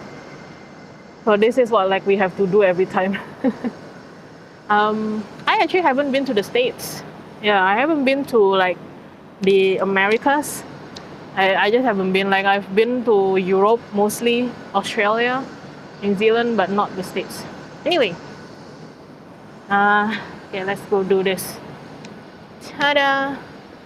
So again, a temple just in the middle of the city. Like you can see like the juxtaposition, right? You can see like behind it is all like the tall buildings around it, but then this one is a temple, like a traditional Chinese temple. So it's actually a twin temple, and this one we talked earlier about the Tian Hock Keng, which is by the Hokkiens, and then Fuk Tak Chi, which is more for the Cantonese and the Hakka groups of Chinese. This one is by the Teochew. So Teochew is another dialect group of the Chinese. They are the second largest here in Singapore after the Hokkiens. So this one is theirs. So there is a twin temple. So the one, let me see, the one here, the one to this side. Yeah, the one to this side is also for Machu, the goddess of the seas. So it's the same. They are from like the same coastal area of China. So Machu, the goddess of the seas, the goddess was very revered in the coastal area of China for them to like get protection when they are going out to the sea to do fishing and all that. So when they came over to Singapore, they also bring this belief, this faith with them about Machu, that the goddess of the seas protected them throughout the journey on boat to Singapore. And then like on this side, yeah, this side is for the emperor, the heavenly emperor. So Yeah, it's a twin temple. Let me see if I can get closer. Yeah, I can get closer, but I'm just not gonna go inside uh, because it's a bit intrusive, I think. So I'm just gonna be outside. Yeah. Okay. I just turn around. Yeah, isn't that nice? Cool, isn't it? Okay, let me just show you a little bit of this urn right here. So this is like where they do the praying. So when you pray incense sticks, and then you put it to inside the urn, like you can see here. So this urn is put outside because in order to conserve the building inside, so that it doesn't affect the interior from the soot and the smoke that comes out from this urn. If you see this particular temple architecture, right? Like earlier, we see the Tien Hokkien temple with the Hokkien one, and it was like curving upwards. Remember, it was like a swallow tail curving upwards. If you can see this one, it is pretty flat, right? It's not curving upwards. So that is like the difference of architecture for the Hokkiens compared to this more Teochew temple with like more flat. And if you can see like above the roof, so just now in Tien Hokkien we saw upward curl, and they have the Chien Nien or the cut and paste decoration technique, and they have the dragons and they have the pearls. But this one, they are 3D. So if you see if I just see that, so the decorations on the roof, they are 3D. They are also using the same technique, the cut and paste technique. Let me just get a little bit closer. Yeah, so some of them are like especially at the corners. Whoop. At the corners, you can see like the cut and paste technique, but all the decorations there, they are 3D. So they are like figures from traditional Chinese folk stories, like the wisdom Chinese folk stories. And yeah, it's very much beautiful video. So I'm just admiring it actually. Like when I look at it, I'm just actually admiring it. Yeah, it's really beautiful. Like I I just love it. Hi, Pliny the Banger. How do people in Singapore respond to IRL streamers walking around filming everything? So far, I haven't had any issues. I have. They probably will look at me funny a little bit, but then they just carry on doing whatever stuff they do. Haven't got any problems today or ever. They do like they look at me a little bit funny. uh, so like it's just like a curious glance of like what is she doing over there, but after that it's like okay. Like earlier today I even had a guy like waving to the camera over here. But yeah, so far it's okay. But yeah, welcome to the stream, Pliny the Banger. How has it been? How's your Saturday? Are you looking to do some IRL streaming as well in Singapore? Let me know. To be honest, I don't think there are a lot of people doing this kind of IRL streaming in Singapore, which is kind of why I want to do it. And because I am a licensed Singapore tourist guide, and currently I don't have the tourists, so I have the Twitch, the Twitch viewers instead. Yeah, I just wanted to show more of the temples.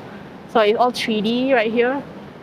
3D statues rather than so very very colorful. So and these are managed by the Teochew Association called the Ngian Kongsi. If you know Ngian Kongsi, they're quite a big Teochew organization, and they have the Ngian City in Orchard. Orchard Road is like the thank you Trasnoho for the follow. Yeah, thanks very much. I hope I can bring you to Botanic Gardens. I think that's what you were talking about. I will definitely schedule that. I will definitely schedule that and let you know. Probably one of the weekends it will be good. Um, just walking out and wanted to show like this particular roof. So this was like the entrance gate, and you can see like, yeah, isn't that pretty? I mean, like, I am just amazed. Like to be honest, every time I take out people like um, looking around at these things, I am just amazed myself. I think it's beautiful. Like there's so many things to see in Singapore. Yeah, Trans Noho, thank you for the follow. I assume you like nature, so I'm going to go out of the temple, and I'm going to actually go to another place. Uh, yeah. Um, how's everyone doing? How's the Saturday? It was a bit rainy over, so I was actually having some breakfast first before I ran out. I walk out, but then, yeah, I was a bit a bit sad that it was raining. I'm just gonna uh, just give me a moment, guys. I'm just gonna find the way. I'm gonna go to another. Oh, okay, yeah. No problem. Trust Noho. Come back here whenever you can. Give me a moment. I'm just like finding some ways. Okay, it's like 500 meters away from here, but I'm trying to see like what's the best way for me to go.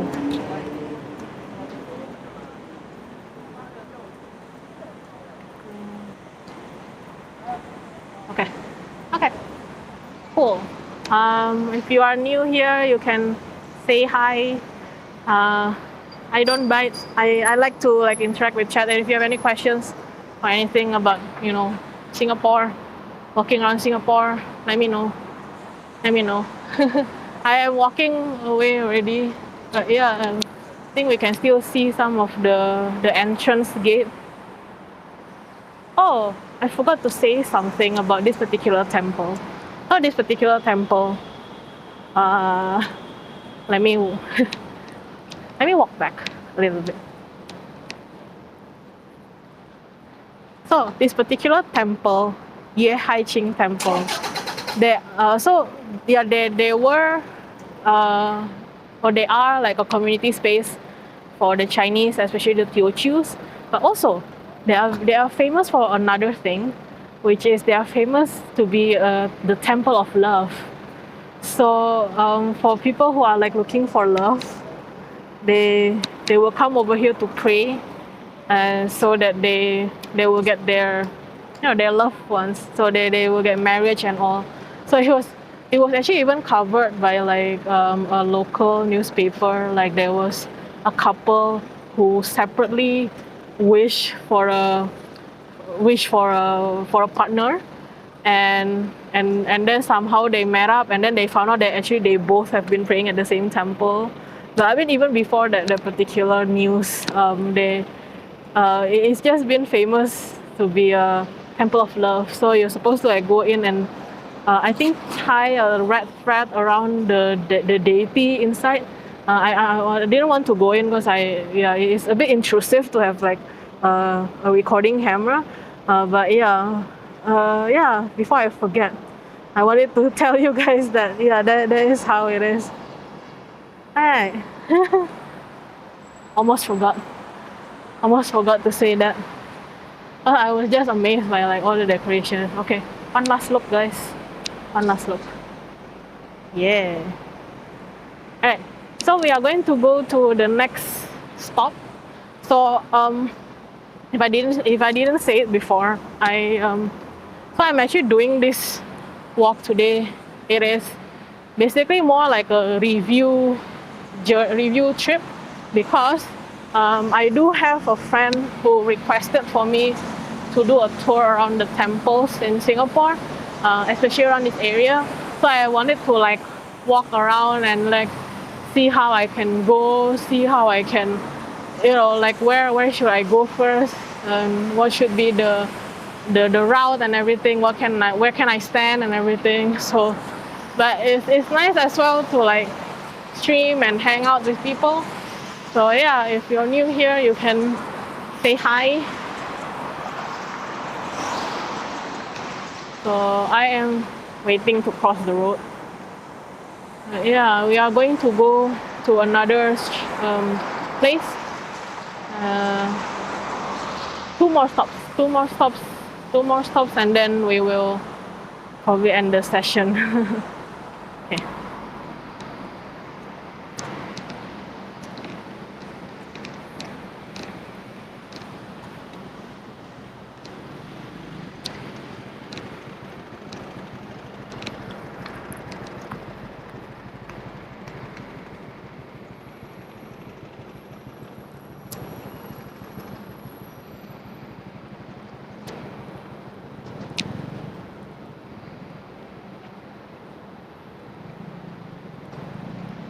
Yeah.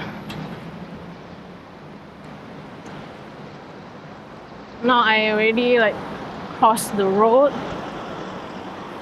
Oh, that's the temple that I was at earlier. You see that was the temple. It actually goes pretty far back, like from the main road. Oh, and this is the OCBC building. Is Singapore expensive? People say it's expensive. People say that it is like the most expensive city to live in or something, but I think that's not fair to say. Like, I think there are ways to live in Singapore not expensively. There are definitely ways. Like, I'm not talking about like being too frugal or something, but like there are options.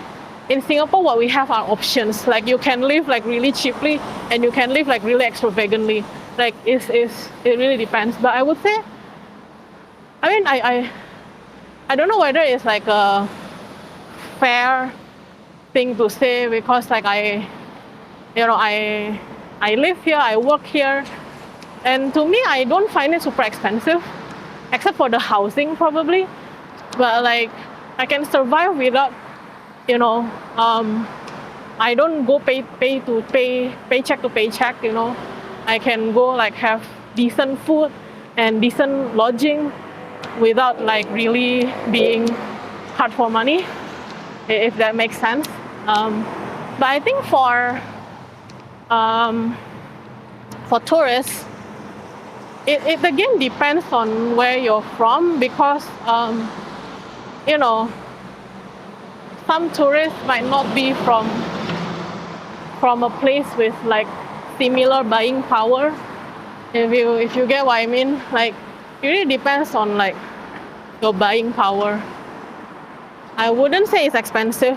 Like, I have been to Scandinavia. I'm just crossing the road here. I have to like look left and right. Like, I have been to Scandinavia, I've been to Norway, Denmark, and those are expensive. Like, okay, like why don't we compare with like the price of a Big Mac meal, right, in McDonald's, because it's everywhere. So like a Burger King meal. So a Burger King meal, or a McDonald's meal, I think the most expensive you get is probably $10, 10 Singapore dollars. 10 Singapore dollars. And it's like, burger and fries and drinks. Like that's it. That's like the most expensive. Like the cheapest one, like, like it's just a double cheeseburger and everything, is probably about $7, 7 Singapore dollars. But when I went to Norway, like a meal, as in burger and fries and drinks, it was $20. Like, it was double the price that I had to pay in Singapore.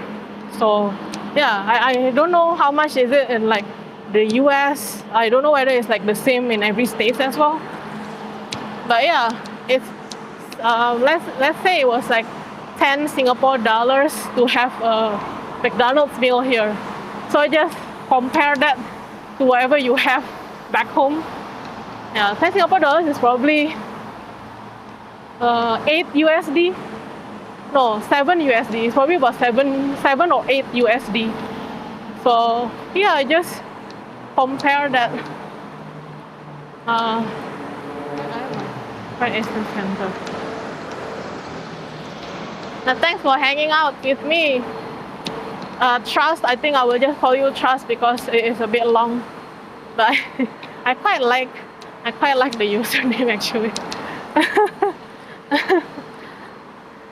Yeah, now we are like walking through like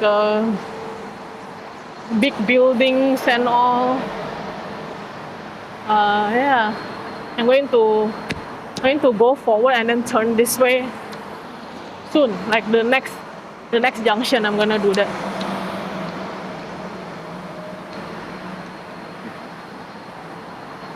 What's accurate? Or the 8 USD, seven or yeah, it's about 7 or 8 USD. But you go to like Norway or Scandinavia, it's like double the price. I was so shocked. Like I went to Norway with my friends. We were going to see like Aurora Borealis and all, and it was so expensive. Like I thought, we want to eat something, but it was just so freaking expensive. Oh my goodness. Hey, I'm currently at the junction. Oh, I can't cross there. I'm gonna cross later. But let me just rotate myself a little bit.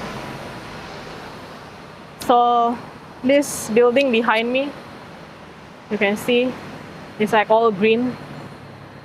Yes. So this is it's a hotel. It's a Park Royal Hotel and at Pickering, because this road is Pickering Street. This road behind me here, this is Pickering Street, and this is like quite a revolutionary hotel because it's like they have greens all over. So it's their solution for like having plants in the city, like giving it more environmentally friendly and also giving it more like a distinctive look. Yeah, doesn't it look wild? Yeah. So they actually have a pool, but I don't think I can show it here. Let me think. I'm gonna take like kinda. I'm gonna go like this, just so I can show like the frontage part of this particular hotel. Like it's really quite cool. Yeah, but you need to wait while I wait for the traffic light for the crossing. Yeah, because it is really wild, like pretty modern. And yeah, we are currently at Pickering Street, so it is named after a gentleman called Pickering. So he speaks Chinese. So he used to be the liaison between the British and the Chinese because he can speak Chinese. Yeah, I'm just waiting for the cross. It's like quite a busy road as well. Yeah, it's pretty cool. So I mean like, since you seem to like nature and all that, wanted to show like this particular building like from in front would be even better. Big Mac is around $7 here. Yeah, okay. Yeah, so that's like about the same. So if your Big Mac is around 7 USD, then like your buying power would be around the same when you're in Singapore. I'm just crossing the road.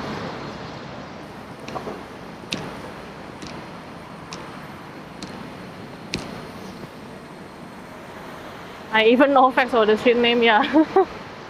Because that's what I had to learn when I wanted to be a licensed tourist guide. It's actually not easy to be a licensed tourist guide in Singapore.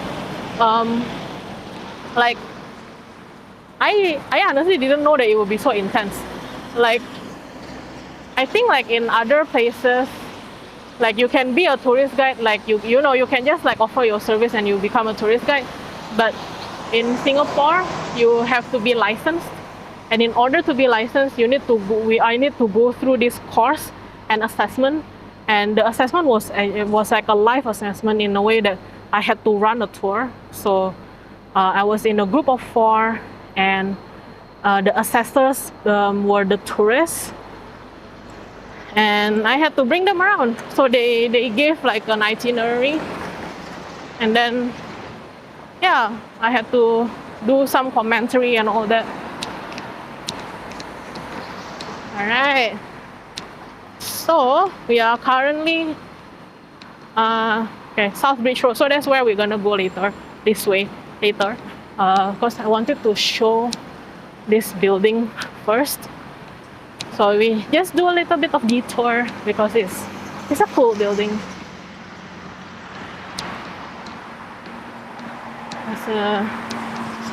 Yeah, so I had to know, like I had to do it, like I really had to know everything, because these assessors, right, during the assessment, they will just throw you a lot of questions. Like, I mean, they were like emulating some tourists, and then they would just ask, "Oh, what is this? What is that? Well, why is it like this? Why is it like that?" So yeah, it's a bit crazy, but yeah. So I'm just opposite. So you can see it's Park Royal Collection at Pickering. So if you see, like, I will just angle myself like this. Isn't it cool? Like this building, like it's all greeneries here. Okay, I'll just walk a little bit further here, maybe. Yeah, isn't that cool? Yeah, I can't really see the pool. I think it's this one. Like there's a pool. There's like an infinity pool, kind of like, I think it's like around here, or like just around here. I don't know. But yeah, isn't that cool? This is a hotel. So like if you want to visit Singapore, like this is probably one of the better hotels out there. Like it's cool. Yeah.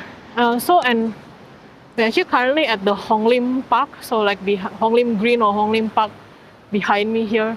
So interesting fact. So Hong Lim Park is the only place in Singapore where you can have demonstration or talk or like a protest. Like this is the only place to do it, and you have to have a permit. So you have to have if you want to do some protest, if you want to like do some speech for, I don't know, free Palestine, or like that kind of social causes, this is where you can do it. But you have to get a license, have to get a permit, and you have to be a Singapore citizen.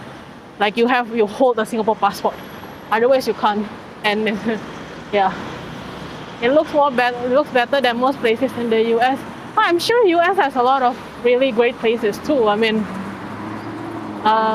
the Empire State Building, or I don't know. Well, which part of US are you at?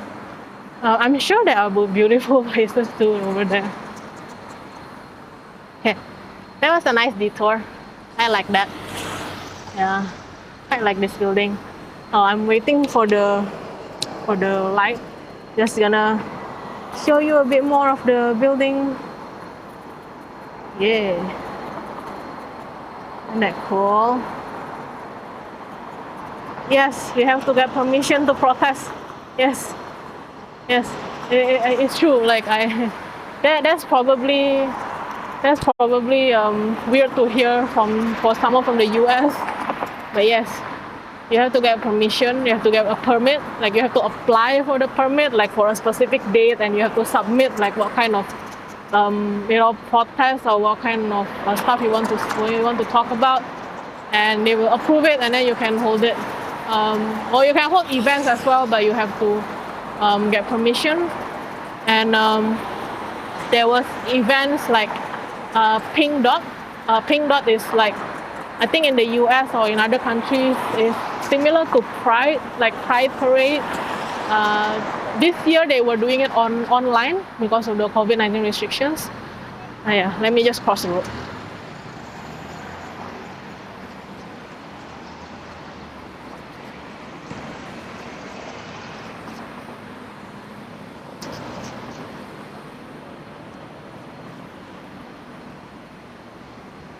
That's very sad. I don't know.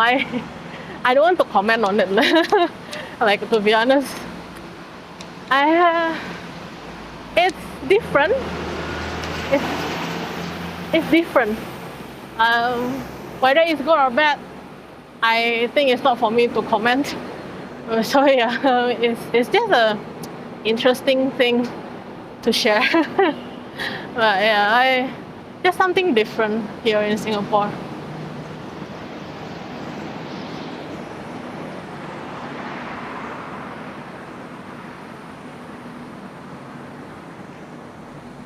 And I'm walking to the next stop. Interesting places to see.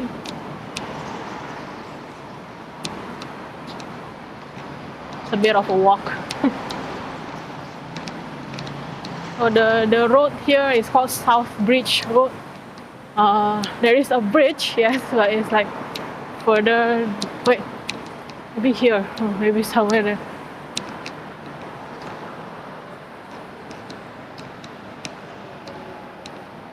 Ooh, it's very nice. Okay, maybe I can stop.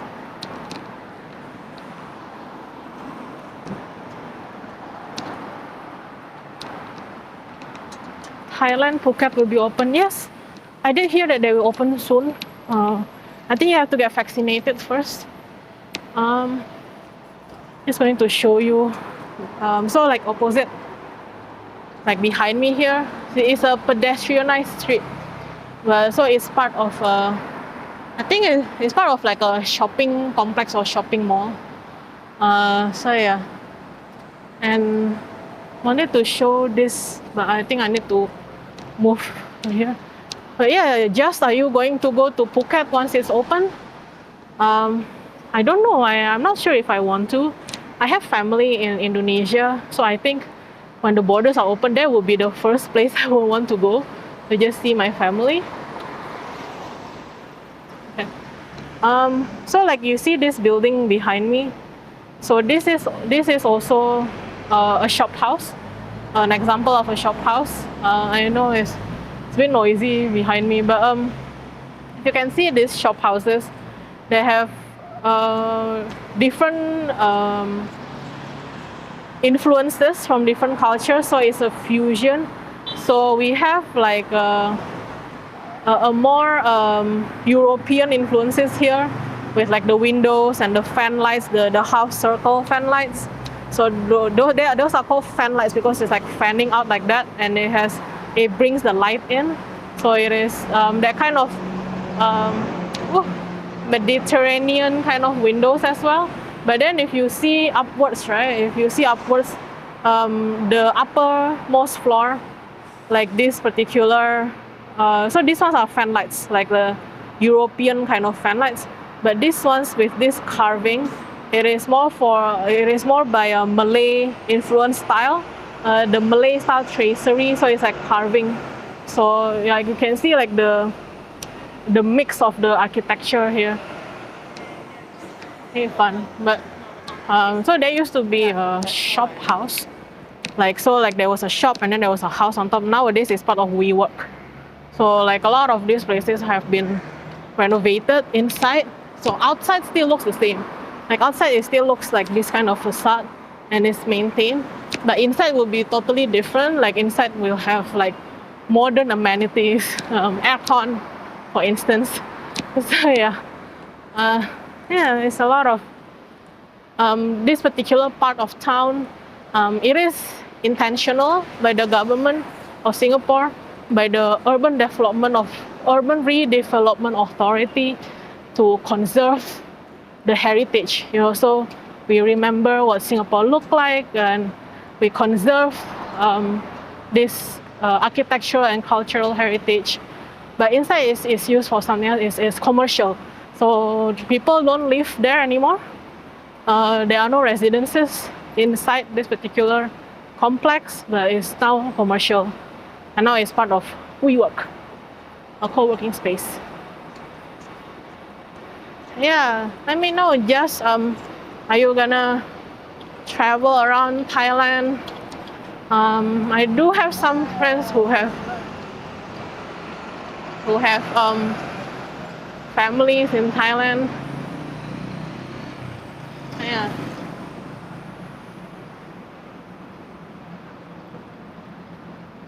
Hey. Soon. We are going to be there soon. I mean, I don't know. Like, even like for my username and everything, right? Like, I like traveling. Like, I've always been traveling, and COVID-19 really put everything like upside down. And yeah, it's just been different. But now I changed gear. I pivot. I pivoted to like local, and there's still a lot to see even locally in Singapore. Even though we are really small, too small even sometimes. But yeah, Thailand, Phuket used to be the popular one. I think they are also really suffering currently because there are no tourists are coming there, and even here in Singapore, it's like, yeah, short-term travelers are still not allowed here. Can you help me open the door? Let the Chinaman go up first. Because I'm from the bank. I'm on the way. I'm still waiting. I'm still waiting for the, but I want to show like in the background, like more of the conserve shop houses. Behind me is Hong Lim complex. So we were at Hong Lim Park earlier, and then this one is Hong Lim complex. Some Anytime Fitness. Yeah, just waiting for the change. How about you, Trust or just oh, that rhymes. Like, where are you planning to travel to? Like, any wish list, any plans?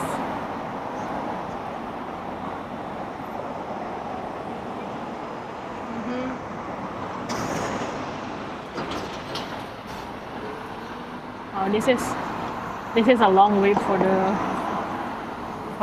the crossing. I didn't expect for it to wait so long.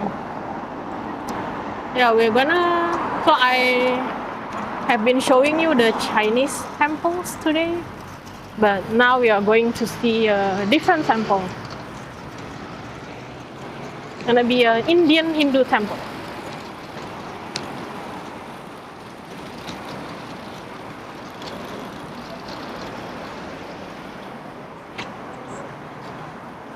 So we are currently at this area that is kind of formally called Chinatown. There is a train station nearby named.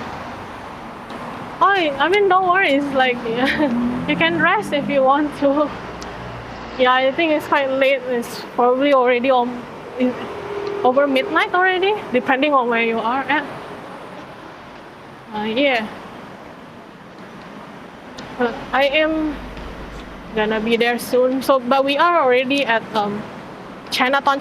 You know, like when people say, yeah, at Chinatown, this is where they mean.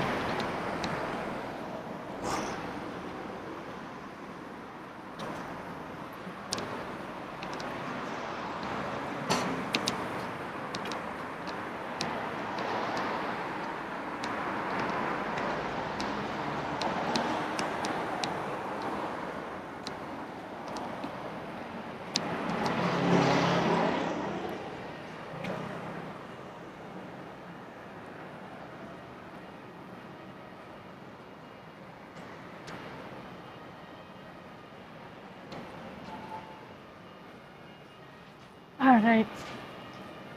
When will I go live again? Should be around the same timing, either Saturday or Sunday morning my time. So like Saturday or Sunday 9 a.m. or 10 a.m.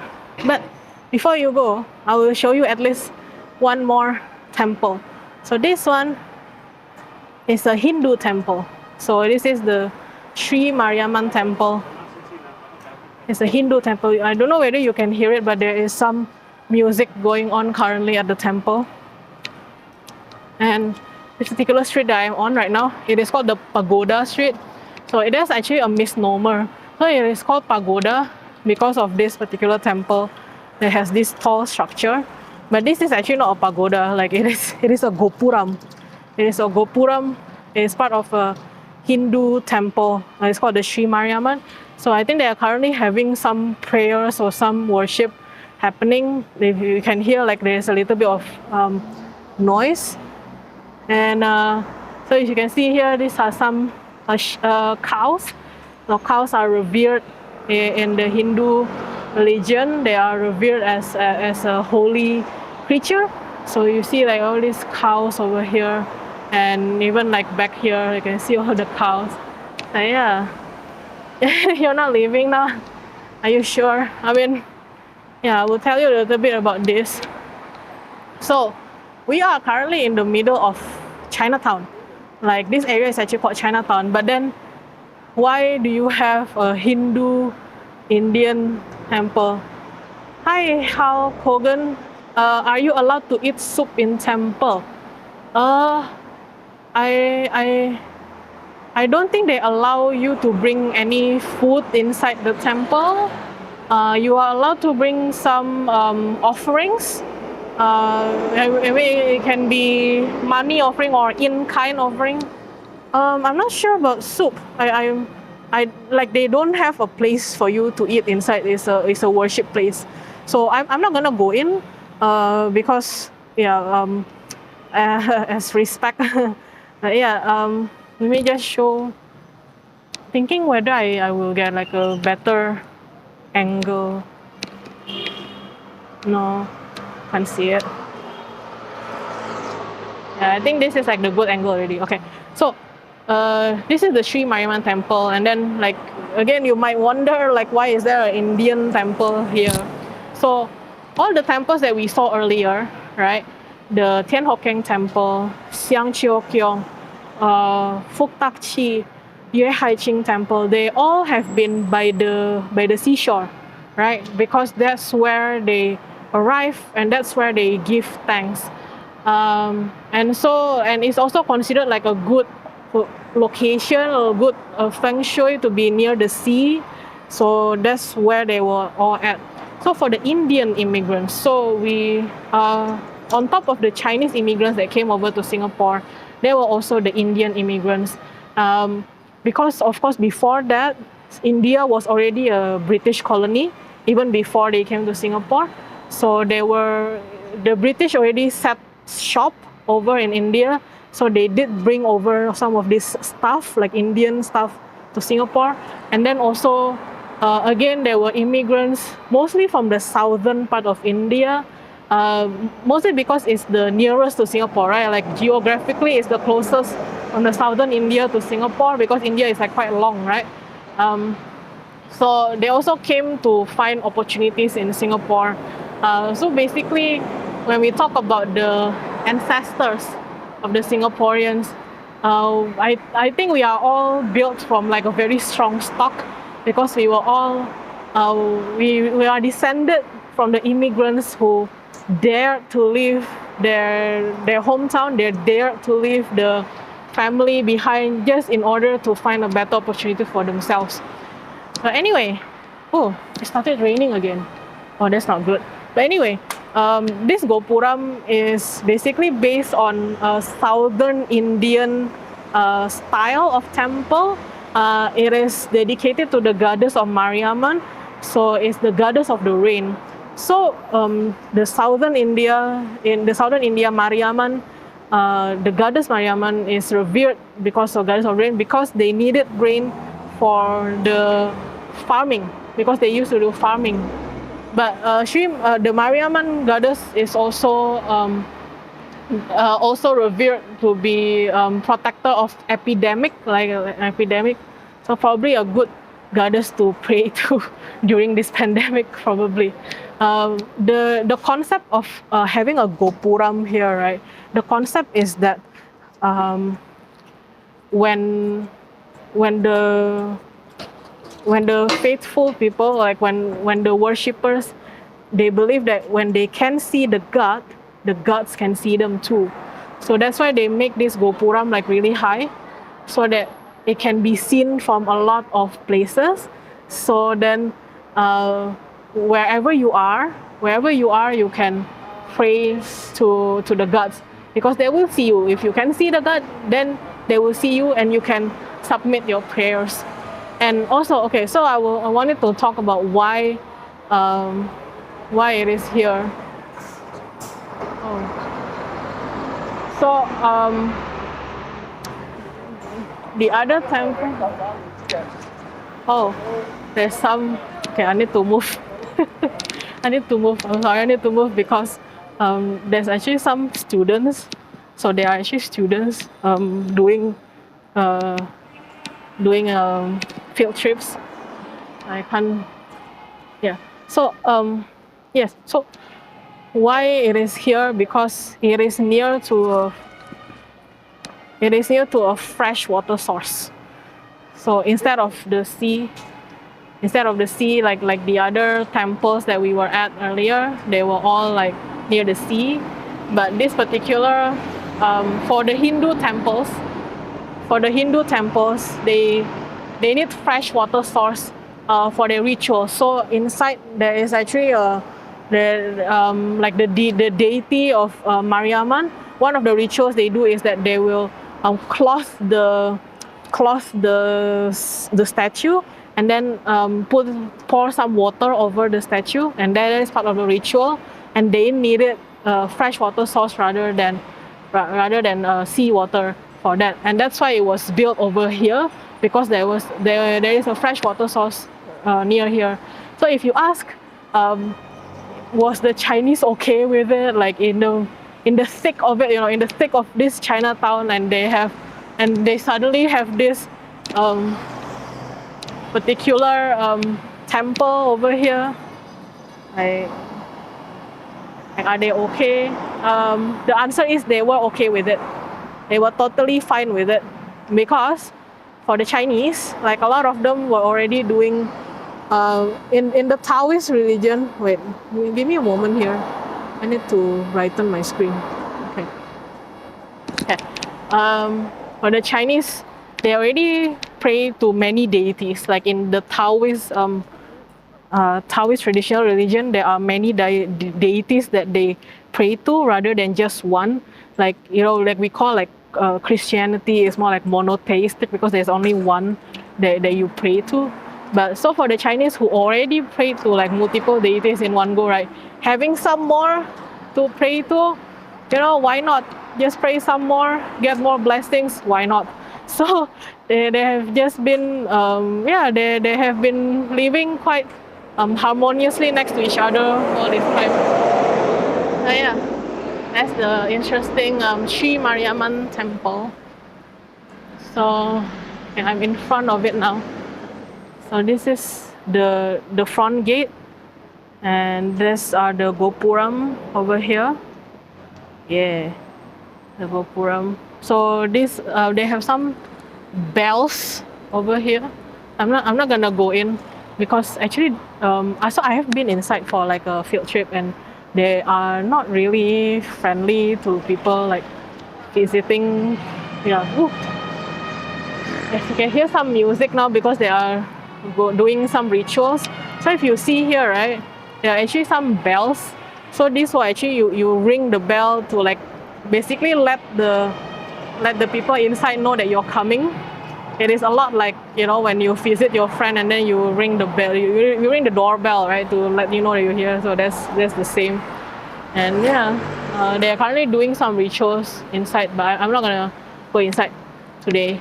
I want to show like some of the buildings also, of course, over here. Like this is actually one of my favorite, because this one is like it's an Art Deco style building. If you've been to, I think Chicago has a lot of like this kind of Art Deco style of architecture. So it's more like blockish. So like it has like some angles to it. Yeah, just interesting parts. But yeah, that's the Sri Mariamman temple.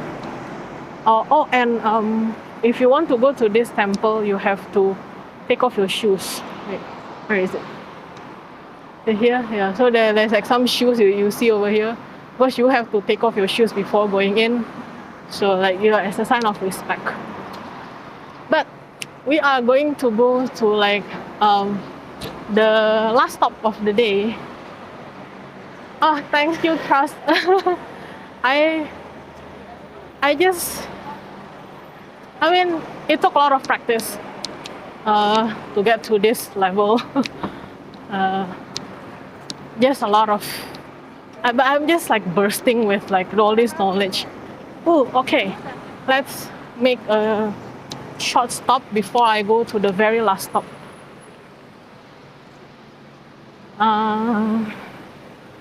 Let me stand here. You can see behind me. I don't want to go there because there are like cars going around, but if you can see the mural just behind me. Yeah, so this mural is painted by a local artist called Yip Yu Chong. So Mr. Yip Yu Chong actually used to be an accountant. So he used to be a full-fledged accountant, full-time doing accounting. But he always had this hobby of like doing arts. He always had this passion doing arts. He eventually did finally left his full-time job and become a full-time artist. So this is his recreation of an opera, of a Chinese opera. So this was, you know, like around 1900s. This is the form of entertainment that they had, because, you know, there was no Netflix there. There was no people streaming on Twitch. So this was their form of entertainment, which is a Chinese opera. So you can see like the costumes and all, and people are watching. And yeah, I was trying to go a bit nearer. I was just a bit worried of the cars. Okay, I think it's okay.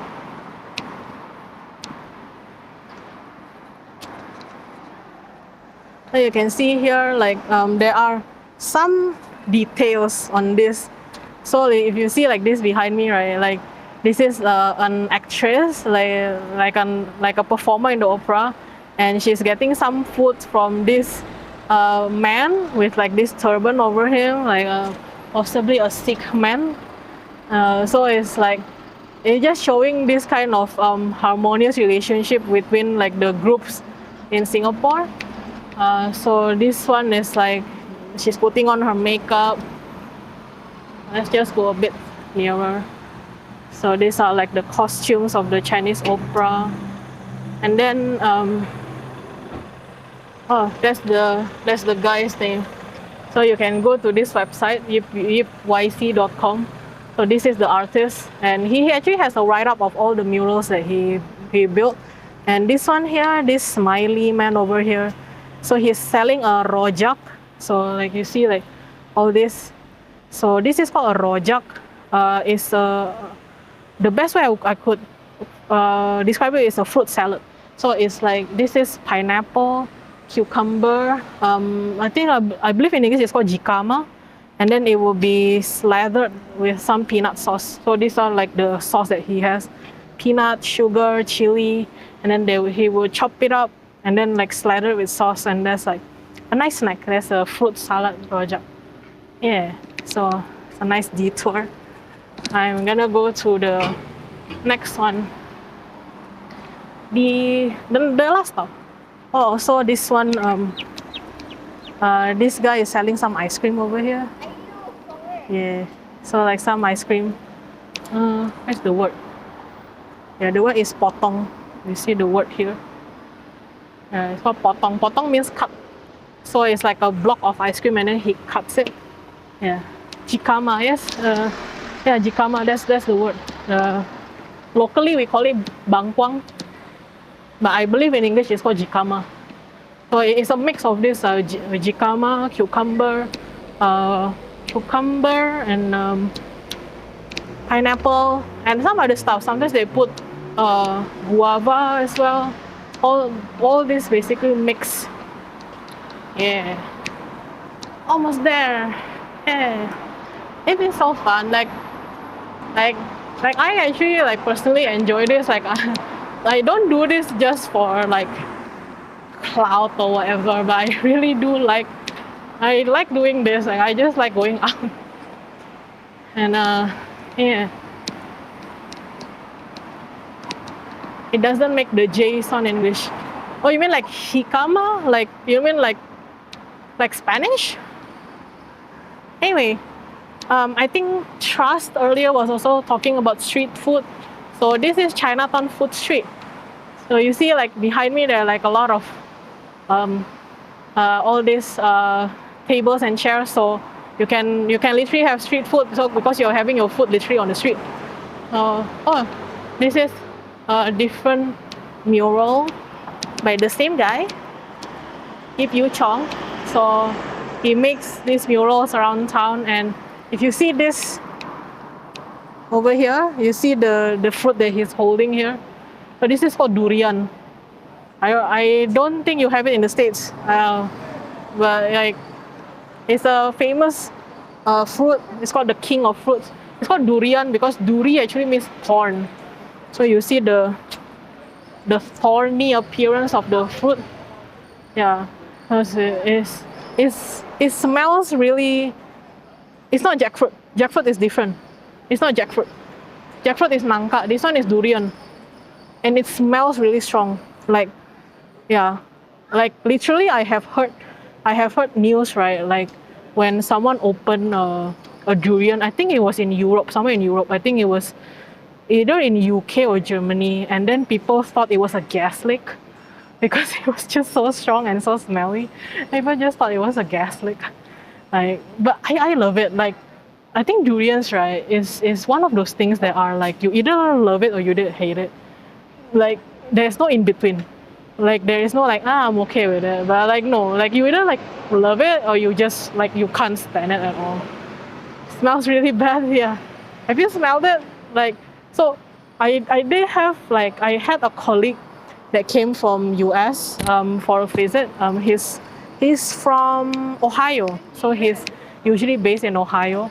And I brought him here to like walk around, and we passed a stall, not this one, but we passed a stall somewhere that sells durian, and then it was like open, so like all the smells were out, right?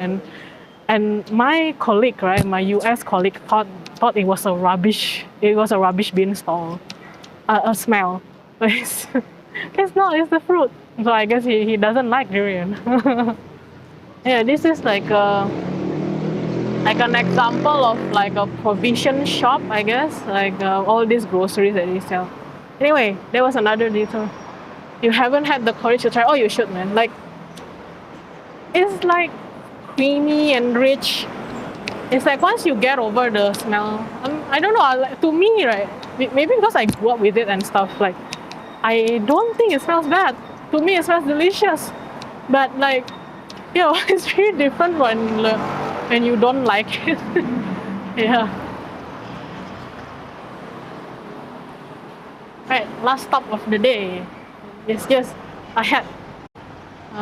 All this they have some traditional medical. Ooh, some egg tarts over there. Looks nice.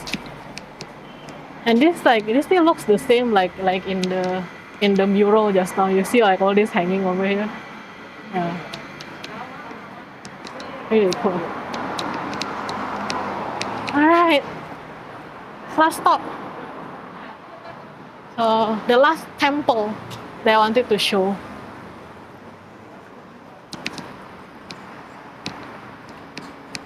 Alright. Now let me try to find like a good angle. I probably have to move around a little bit to show this particular temple. Right.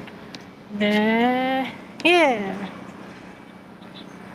So this is the Buddha Tooth Relic Temple because it is said to have a relic which is said to be the tooth of Buddha. So, like the Buddha that birthed Buddhism. There's a tooth of his here, like it's a relic and you can pray to it. But I don't really like this angle, do you? It's a bit hard. Okay, let me try to like walk another way, like to get a better angle. But I will try to at least go in front of it. You can see the front part. So there's currently like some construction over here because they are upgrading some stuff. But this is the temple. Well, again, I'm not gonna go in. But this is the temple, a Buddha tooth relic temple. And museum. They do have a museum inside. But we have to queue to get in because it's because of the restrictions. They have a limit of number of people that are allowed inside, and you have to queue. So I'm not gonna queue. I'm not gonna not today. Let me go behind.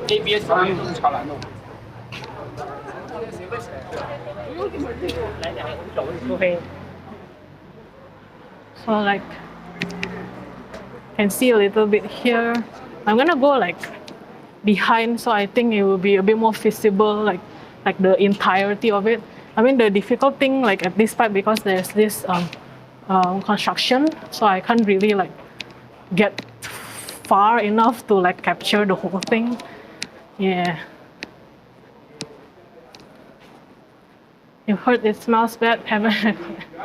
Yeah, it's, I don't know, man. It's like the kind of thing like if you grow up with it, you just don't think it's weird. You know what I mean?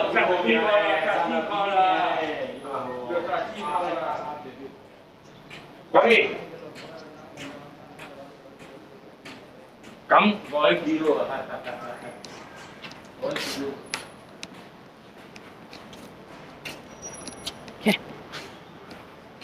Man, this is actually quite a big temple. Like I literally like went around it. It's actually quite a big one. Whew. Alrighty. Ooh, the sun is out. This is great. Okay. So behind me right now, this is the Chinatown complex. There's like a small performance stage here.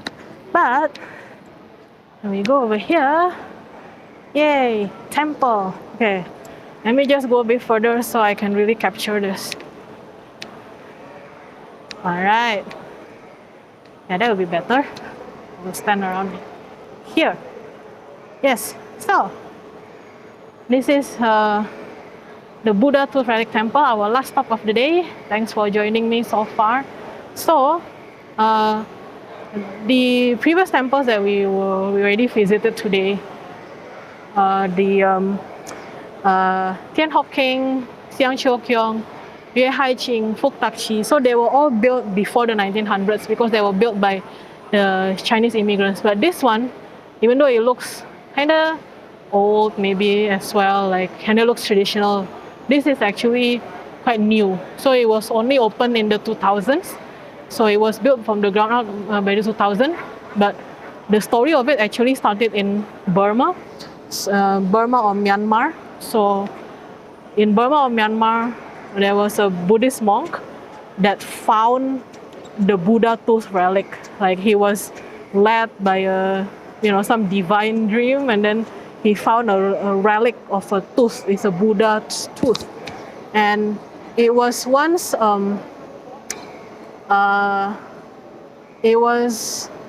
wasn't given at first. It was like there's a Singapore abbot, there's a Singapore monk that borrowed the Buddha tooth in order to do some fundraising.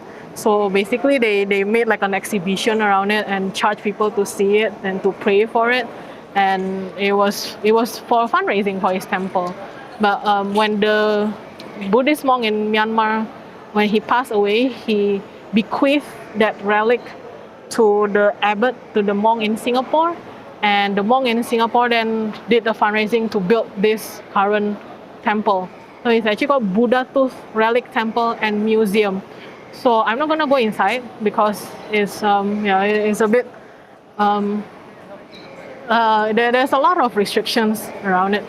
But yeah, that's like the interesting part. Like but again, it's like in between all these like skyscrapers, right? Like you guys still see like this kind of traditional architecture. So this one, I think if I'm not wrong, it also doesn't use any nails, but it is based on more of a northern Chinese style.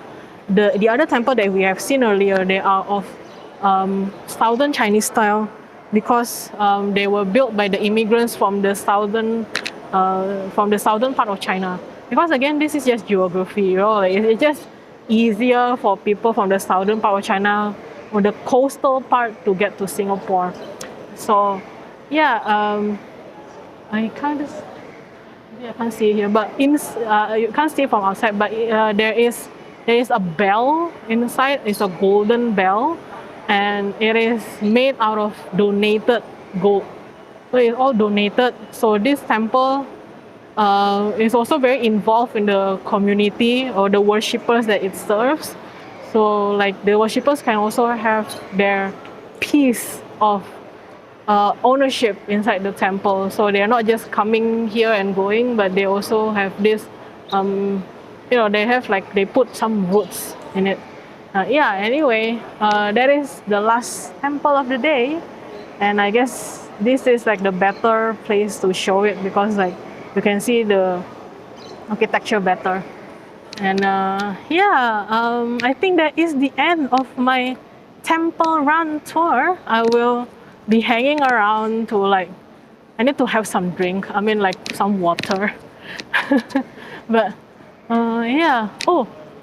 if you're still here, trust. You can see this building behind me here. You can see this one. This is also another hotel with like a lot of greeneries on it. This is called the Oasia Hotel. Do you see it? Like this one. There's a lot of like greenery also behind it.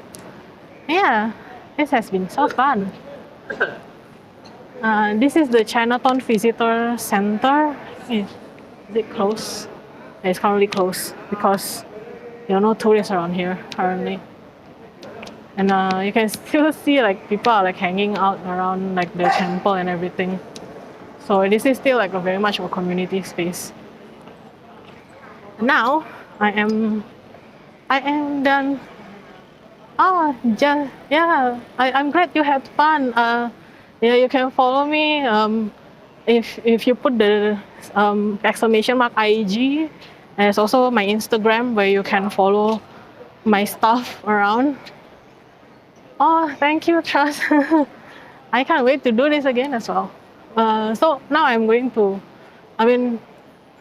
just find somewhere to sit down. Oh, thank you for the follow. Thank you so much for the follow. How are you?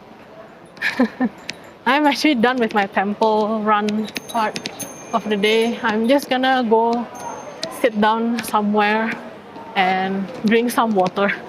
I need to drink some water right now. Yeah, I think I will go like. So I'm currently walking like inside this Chinatown area. So that was the temple, right? So this is the Chinatown area.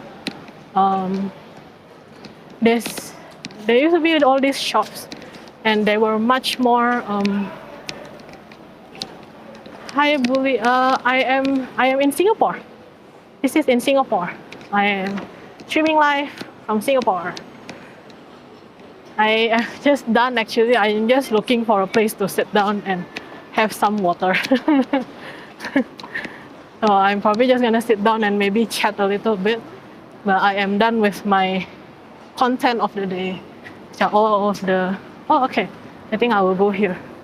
So actually, we were here earlier today. I show you a little bit, but I wanted to show the sign. It's the Chinatown Food Street. So, oh, wouldn't you know? There's some durian over here. Yes. I'm not gonna have durian today, but yeah. Just gonna sit down now and have some water. Yeah. Gonna go have some water. Just trying to find where I can get some drinks, and then I will just sit down and maybe talk, gap a little bit. Oh. So behind me, right, these people, they are actually they are students of tourist, like they are tourist students. Oh, I'm looking for a place that are open. Ooh, detour.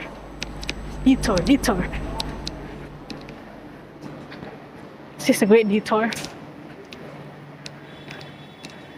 Another mural by our favorite Mr. Yip Yu Chong. So this one, he is showing what it looks like inside his childhood home. So you see here, so there's like there's a lady cooking. If you can see, right, the lady is actually here. The lady is cooking with a charcoal fire, so it wasn't gas. So you can see like it's like literally some blocks of wood that was, yeah. And so these are like showing like what his childhood house looked like at time. There are some food on the table, some snacks and sweets. Yeah, and this is like how the house looked like at that time. Yeah, just a detour. There is this lady doing something. Okay, I'm going to get some water now. I'm really parched. Ooh. Oh wow. Okay. How about you, Buli? Which country are you from? Where are you? Okay. Some food stall around here, but I'm just looking for some water. Please give me some water.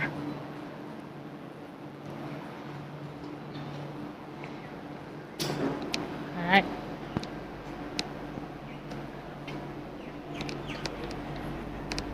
Yes, hello. Hi. Can I have some ayataka? Ayataka. $2. Okay. Oh, you're from Poland? Oh. Oops.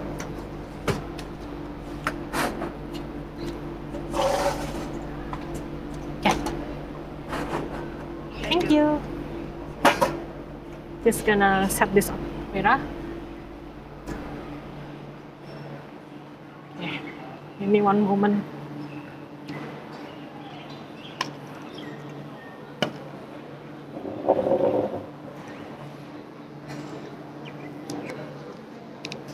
One moment, please. Ooh. Totally different part of the world. Yes, dzień dobry. Dziękuję for following me around. I did go to Poland before. Poland was actually the first European country that I went to.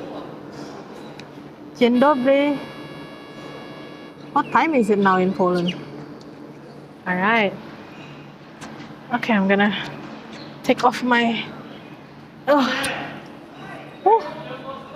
7 a.m. Wow, early in the morning. Are you like a morning owl? What's the morning? It's a night owl. What's the morning? Early bird? Is that what it's called? What city did I visit? I was in Sopot. So I went to Sopot, Gdansk, and Gdynia. Morning bird, yeah. Morning bird and a night owl. Basically, you don't sleep. Is that what you're saying? I'm gonna drink some tea because I've been walking around here and it's, yeah. But thank you for following. So which part of Poland are you from, Louis? I probably should move to like the other way because the sun is like shining. Braniwo. Okay, I don't know where that is. Well, I mean, where is that in like? Wait,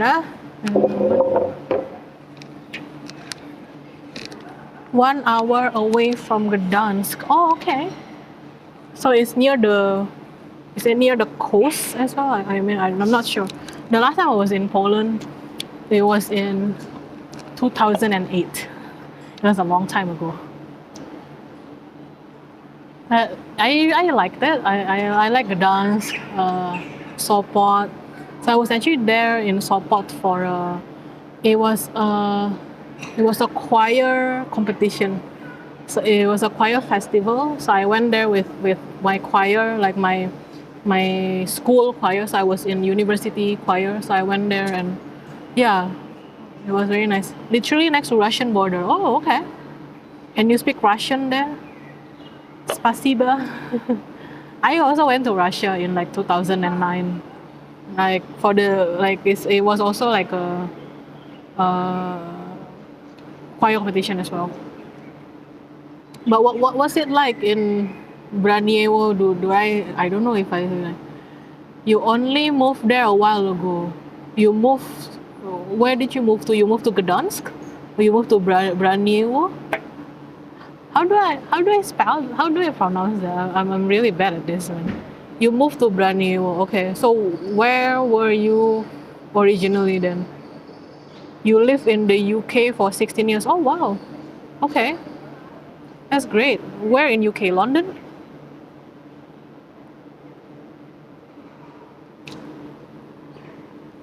Oh, Sheffield. Okay. Okay. I've never been to Sheffield, but what is it like then? Like, so wait, so you were in.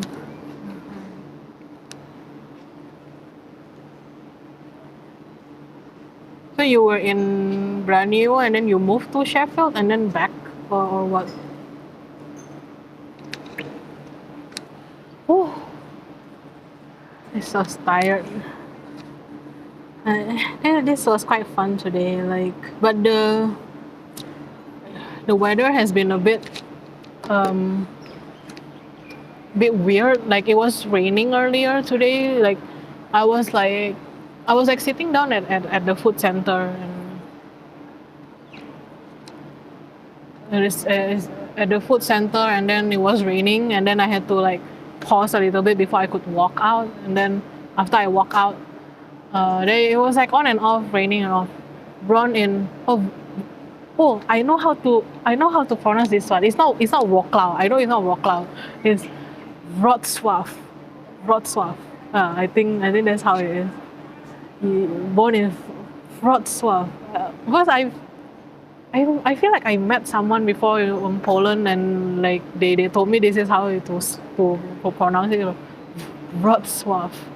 And then okay, you live in 16 years in the UK and then move back to Poland to your girlfriend's city. Oh, that's sweet. So Brani, I need to Google that. Okay, like I have like another phone here. I need to Google where Braniewo is. I'm very curious. Okay, northern Poland, Warmia in the Farmian. Okay. Oh, cool. Okay. Okay. Let me just see. Like I just spell. Yeah. But like is this specific city that it was a friend's friend. Like I met a friend and then like she has this Polish friend and he is from this particular town, Wrocław. So I know like I mean when I met that friend's friend that time like yeah you know it's not Wrocław. It's not Wrocław, it's Wrocław. Braniewo. Oh okay. Ah okay. So it's not very far from the coastline, right? Okay. Now I see where it is. Like I see Gdansk here. Yeah, Gdansk, Gdynia, and Sopot is supposed to be somewhere here, I guess. You need to. Oh yeah, Sopot is just in between Gdansk and Gdynia. Okay, so you okay? So it's actually not very far. Oh wow. Okay, you're not kidding. It's really just next to the border. Okay, wow. Oh wow.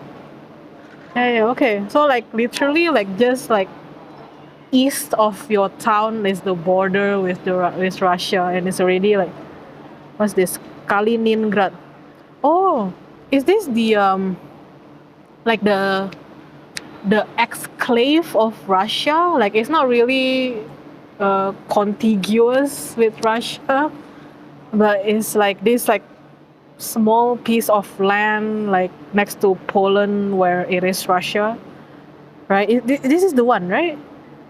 This is where it's like yeah, I think this is the one, Kaliningrad. Yeah, it's not with like the continuous Russia. Gdansk Spot and Gdynia is called Tri-City because they are merged in pretty much a big metropole. Yeah. I heard about this also about the Tri-City, but that particular choir festival was in Sopot, but we did go to Gdansk and Gdynia as well. And we went to another place, I believe it's Kosakovo, Kosakovo probably. Kosakovo. I don't know whether that's the region or the town, but I remember we went to like Kosakovo to like meet another choir and talk to them. Yeah. Oh, what's happening? Oh, my battery is low. Okay. One moment, guys. I think it's all topsy-turvy right now. Oh dear. One moment. Give me a moment. I'm gonna charge it up.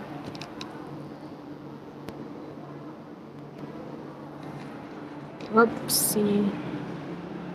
Okay, that's back to normal.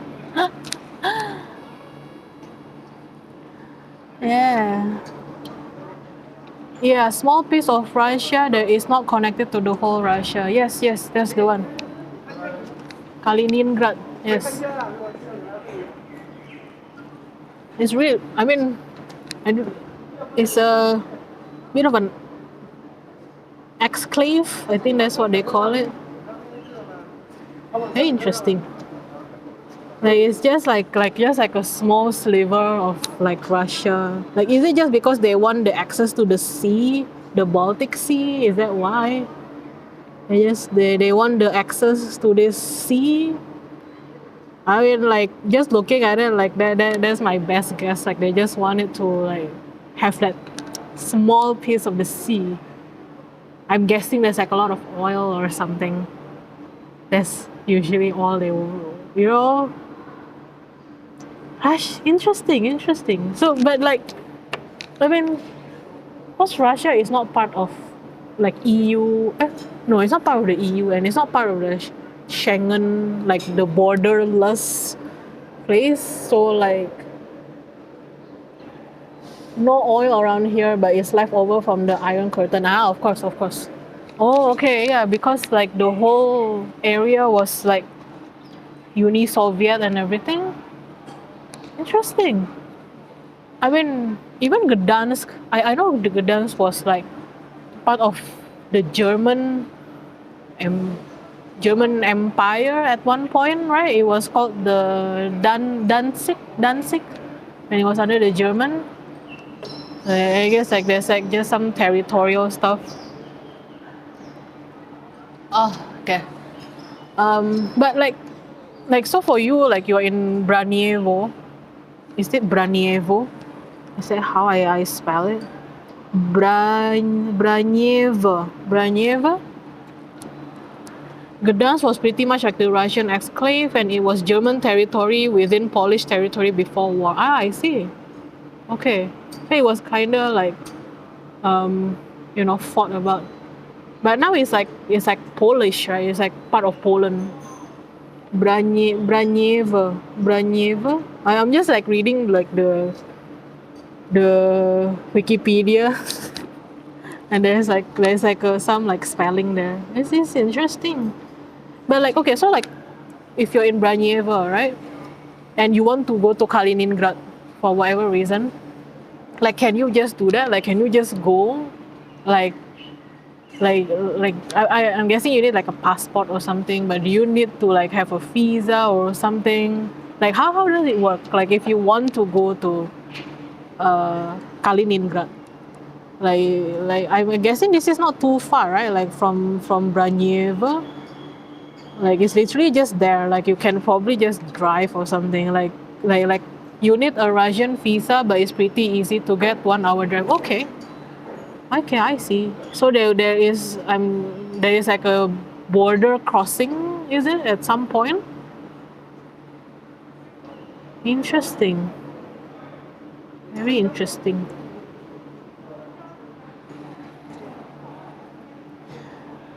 Interesting.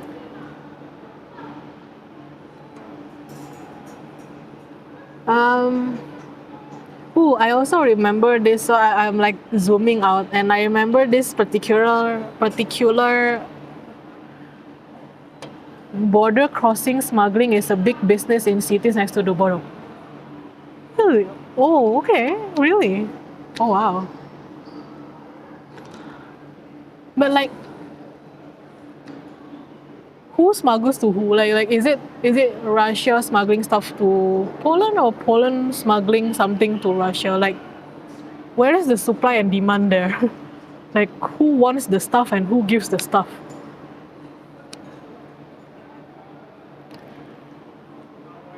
Interesting. I'm guessing there is like a hidden back door or something to get to the border. I don't know. Very interesting. Very interesting.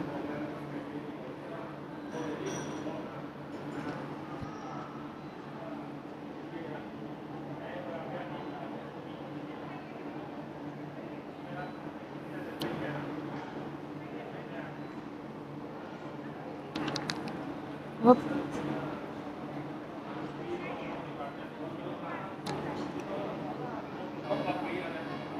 Just gonna just brighten up my phone because I can't read it. Can't read it. But thanks for hanging out. This is very interesting. From Russia, Polish people smuggle cigarettes and alcohol because it's cheaper in Russia from Poland. Russians smuggle everyday items like food cleaning stuff because it's cheaper in Poland. Okay, interesting. But why did they have to smuggle? Like why can't they just do it in legitimate way? I mean like this doesn't sound like um um forbidden stuff. Like it doesn't sound like something. Okay, maybe except for the cigarettes and alcohol, that's probably a bit. In Poland, we have EU laws on cigarettes and alcohol, making it expensive here. Oh, I see. Okay, yeah, then I can see why. But like, I mean, like if you just drive there and then like stock up on your alcohol and then come back, like, isn't that that's legal, right? Like if you just, I mean, like I do it too. Like if I go to like Vietnam or like Indonesia or something, then I'll just like buy some stuff like clean, not, I mean, like personal product stuff like which are cheaper. Like you can only bring 1 liter of vodka and 2 cartons of cigarettes through the border. Oh, okay, okay. So they do try to limit that. Okay, now I see why there is a business for that. Okay. Now, okay. It has become very clear now. That when you smuggle big amounts, you can make money. Yes. Now I see it. Now I understand.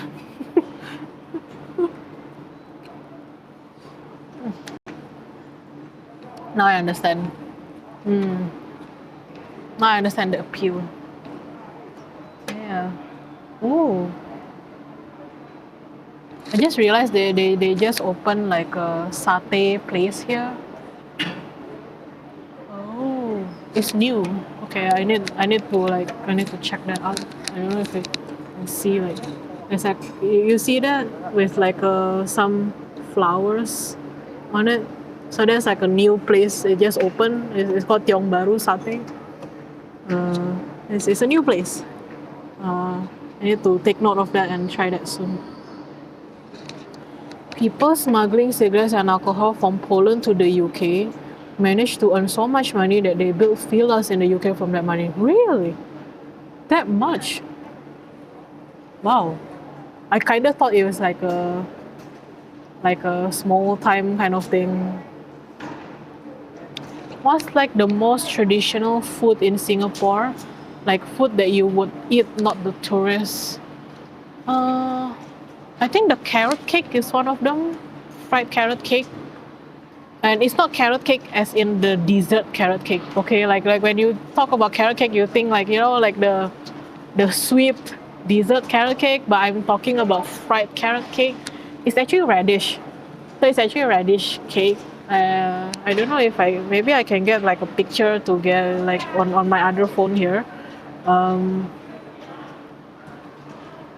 Carrot cake is like Carrot cake Singapore. It kind of looks like that. Yeah, it's not a dessert carrot cake. So it looks like that, and uh, it's radish mixed with some flour, and then they steam it. Yeah, it looks good. And they stir fry it with eggs. It's really good. Like it's like my most favorite thing in Singapore. Like whenever I come back from traveling somewhere, I will run to the nearest stall to get it.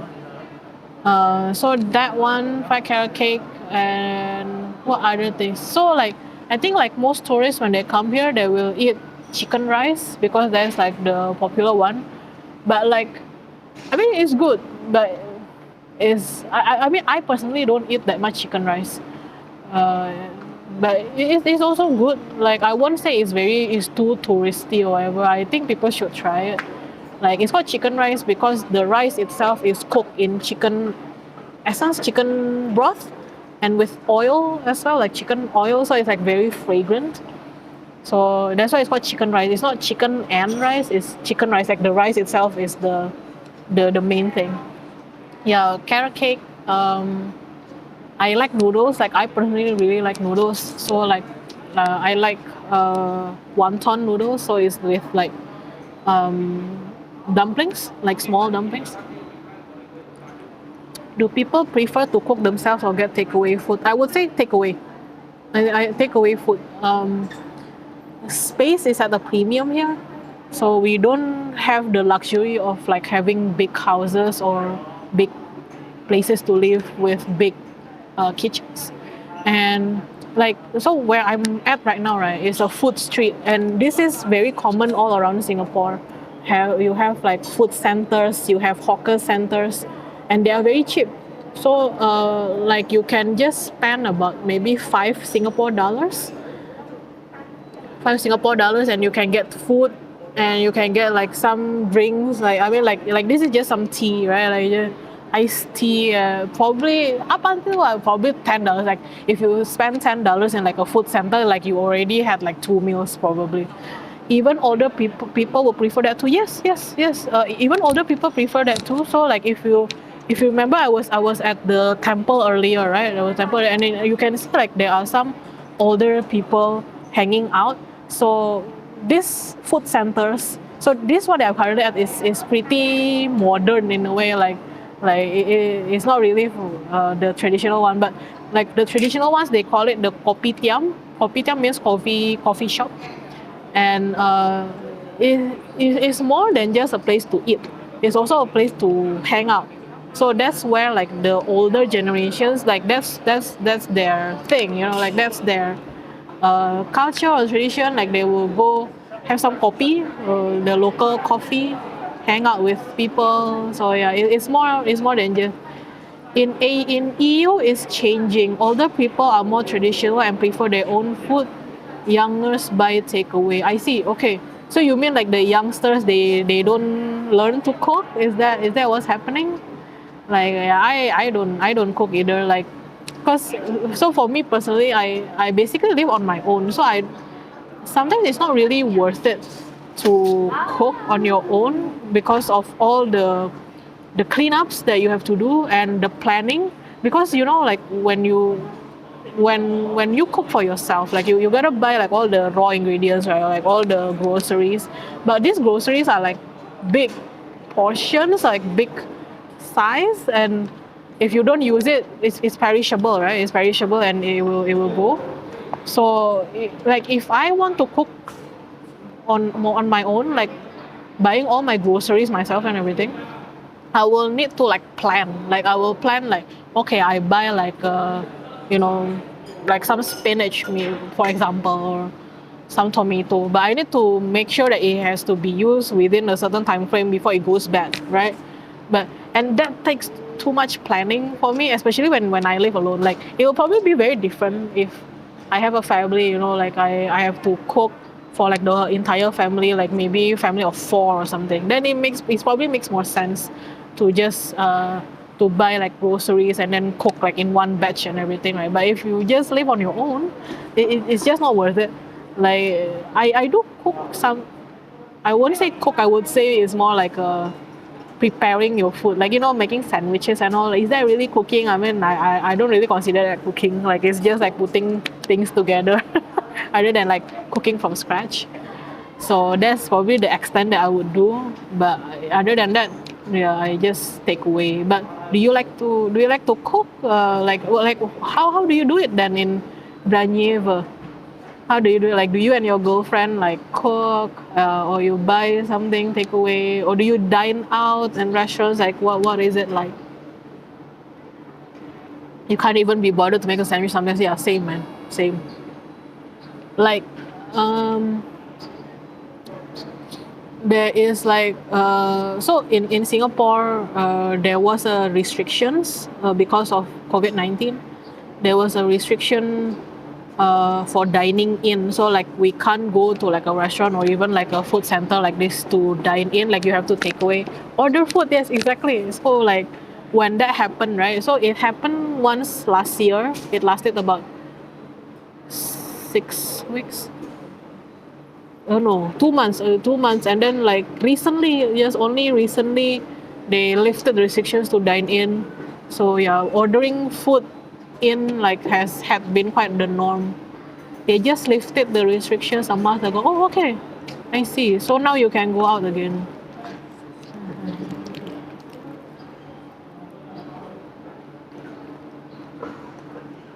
Um, but how is it like in Poland right now? I'm not sure because I think all the countries have their own thing nowadays. Like I can't keep up. I can't keep up of like what's happening. Like have you got vaccination? Like is it like how is it like? It keeps changing really quickly. Yeah, exactly. Here as well, and like because I have family all over the world as well. So I have family in Indonesia. I have family in Germany, and like each one of them will have different restrictions going on. And I don't know, man. I just can't keep up. And then I have friends in Malaysia as well. Earlier today, I have a friend from Malaysia who joined this stream. He also has a different rules right now, and this is Malaysia, which is like really near to Singapore. Like even that has like a border control over there. Like literally, they're just like across each other.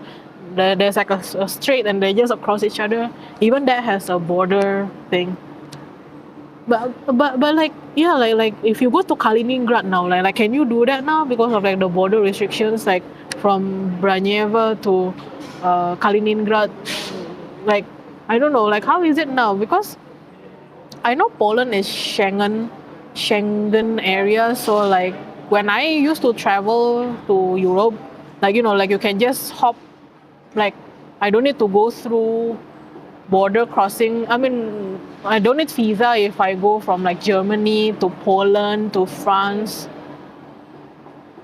Everybody can get vaccinated, but people don't really want to. Maybe 30 to 35% got vaccinated. Okay. Do you want to? Like, is that what you want? Like, I want to get vaccinated, man. Like, to be honest, I really want to. But it's just not open yet because they are prioritizing other groups first. So it's not my turn yet in terms of my age group and everything. It's not my. There is quarantine, so there is no point. Oh, okay, I see. Yes, there is quarantine as well here. They just reduced it again to 14 days instead of 21 days. So it used to be 14 and then it became 21 days, which is really long. Can you imagine 21 days in quarantine? Like it's in like a hotel room and everything, but still like 21 days being inside a room, like you can't go out. Like it's crazy. I'm like, I am not doing that. Me too. I don't believe the conspiracies. Yeah, I don't believe it either. Like, just a vaccine, man. Just get it. Like, people have put in way worse things inside their body. Even if Bill Gates is injecting me with a chip, I'm good. Might get better internet reception. Hey, 5G is the way to go, man. it, but what's the internet like in Braniewa? If you compare it to like where you live in Sheffield, like I have to say, like in Singapore, I am pretty spoiled. Like the infrastructure here in Singapore is great. Like the internet is fast, is stable, and then whenever I go like somewhere overseas, I feel like, oh my god, I'm such a spoiled kid, you know. Like Poland is like really different. Like when I went to Poland, yeah, it was just really different. Just like, you know, what is it, man? The internet is actually better than UK because the cities are more compact. Big social building where it is easy to build new cables. Ah, okay. In the UK, most of the cities are family houses. Okay, yeah, so it has more. The space is wider. Wait, so in Braniewa, is it in? Do you live in like an apartment building kind of, or is it a detached house? Like what is it like? Like in Singapore, most of us would live in an apartment building. Oh, it's an apartment building. Okay, same. Yeah, I live in an apartment building too. Like most people in Singapore. Like most people in Singapore will live in an apartment building. Uh, because again, space is at the premium here. Like if you can own a detached house in Singapore, like like with your own land, like your own yacht and everything, you are like crazy rich.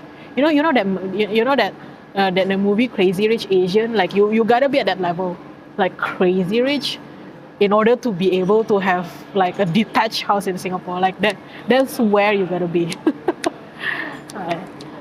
Dragging cables are harder due to infrastructure. Yeah. Okay. So like you mean like when you were in Sheffield, it was worse. Oh, it's fine. Comparing a city of wait, let me read it. Give me a moment. Comparing a city of 500k population in Poland and UK, a UK city is 5 times bigger because of small number of apartment buildings. Oh, okay. Okay. But you're talking about like a Sheffield and something, right? Because like London has a lot of apartment buildings as well. I believe like it's quite. I mean, London is not compact. I wouldn't say it's compact. It's like a huge city. But I haven't been to Sheffield, so I really I don't know. I can't comment.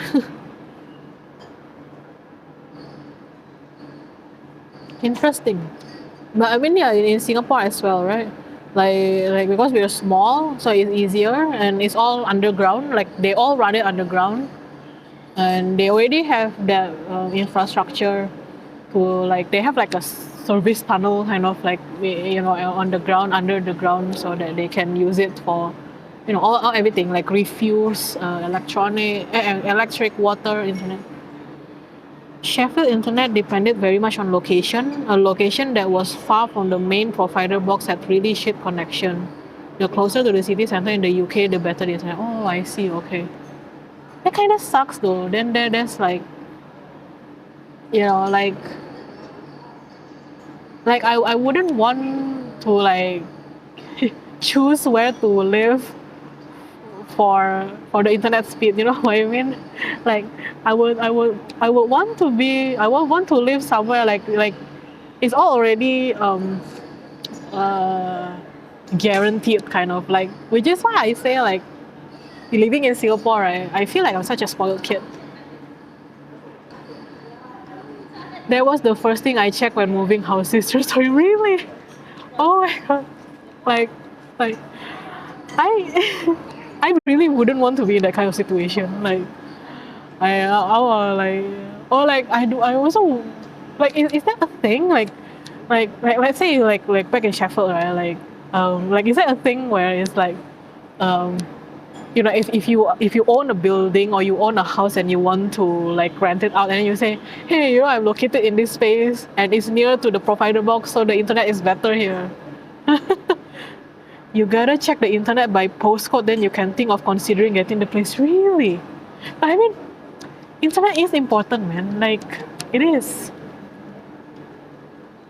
Oh, wow, like again feeling like such a spoiled kid over here because it's good.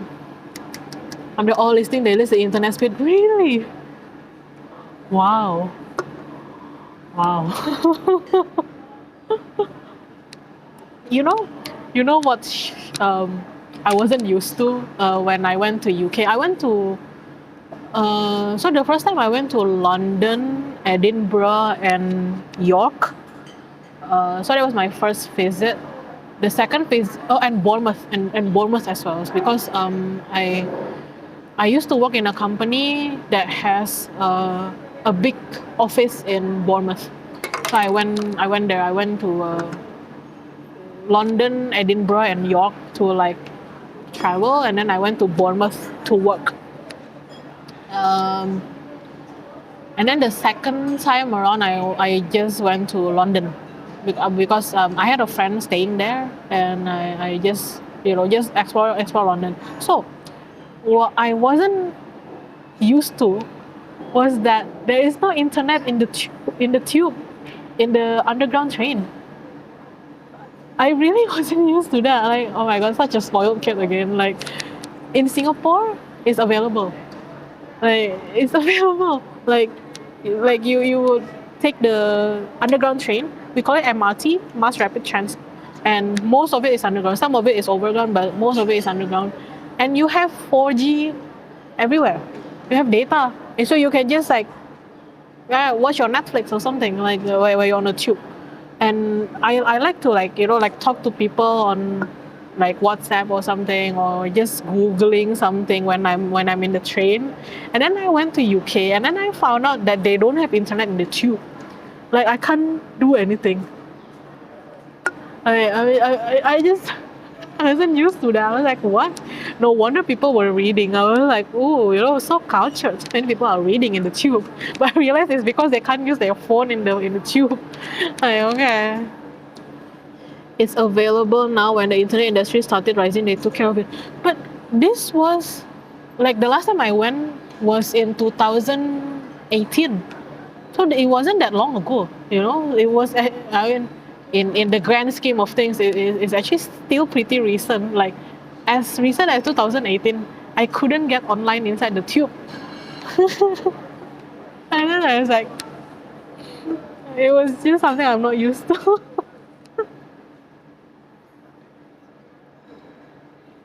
Well, maybe now they do. I don't know. Like, I haven't been back, obviously, ever since the pandemic started. Like, like, yeah. I haven't been traveling out since 2019. 2019, I just went like around Southeast Asia. So 2019, I was turning 30 years old, and I had this thing. That I wanted to visit 30 countries before I turned 30 years old.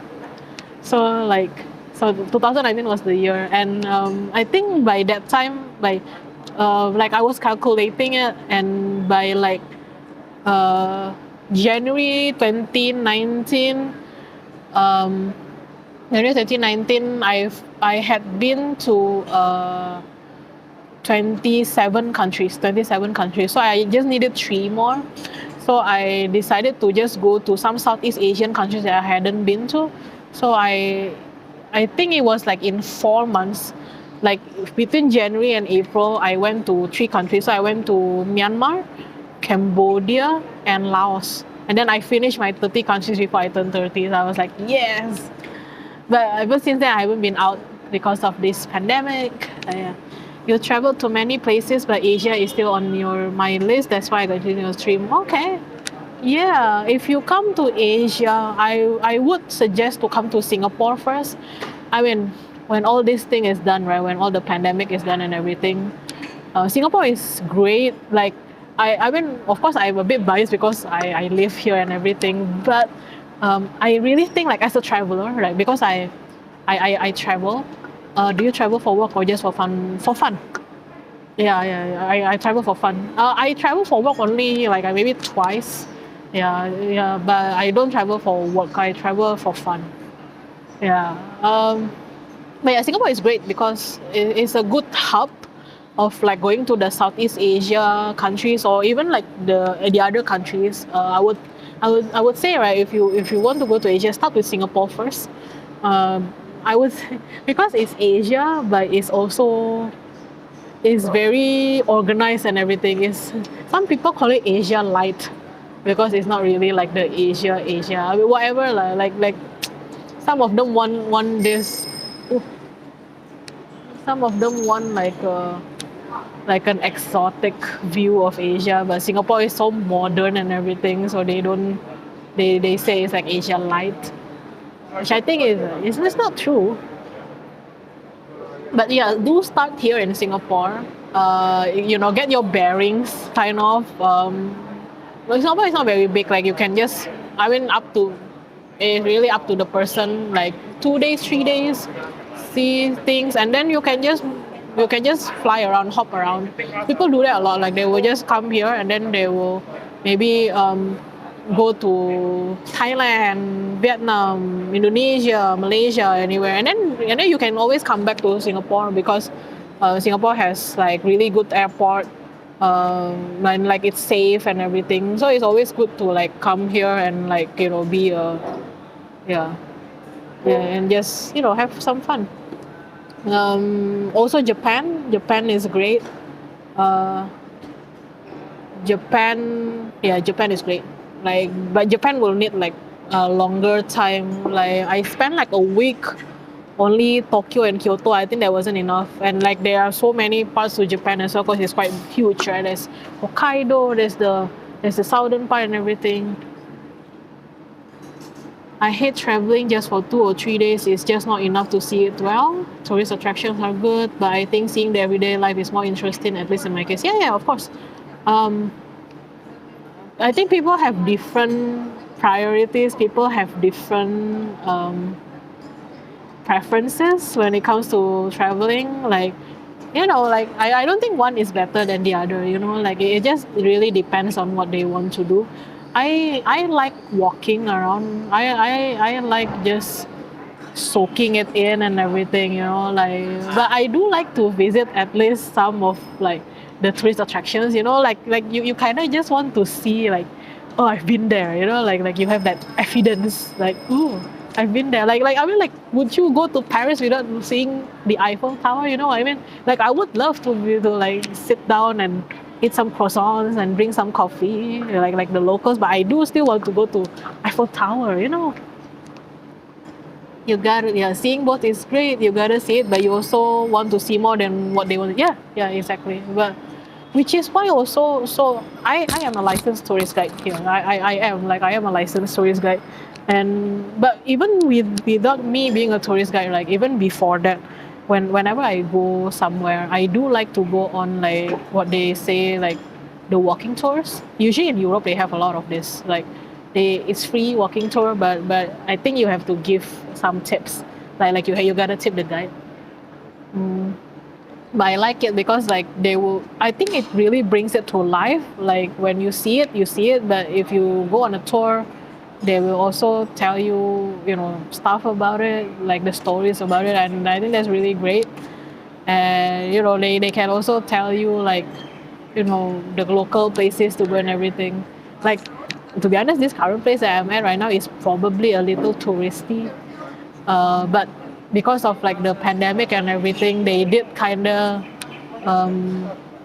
revamp it so that it's also quite interesting to the locals. But yeah, well, just eating out. Oh, and okay, let me tell you like something a bit interesting or funny. So currently, right, in Singapore, you're allowed to dine out, but only up to group of two. So if you see behind me, right, you see this family. So there's actually like a dad and a child, and then there's another lady there. So they're actually from the same group. They're actually from the same family, but they can't sit together because of the restrictions. Yeah, it's it's just like that with the current restrictions currently. So like they had to be separated because of that. Yeah. Uh, in Poland, you can dine in with 50% of max capacity. Also, you mean like inside the restaurant, 50% of the max capacity of the restaurant? Yeah, here they are more on like the number of people in a group. So, but inside like at the centers also they already put like a bit of oops, I'm just moving it here. Uh, move. They are where was I?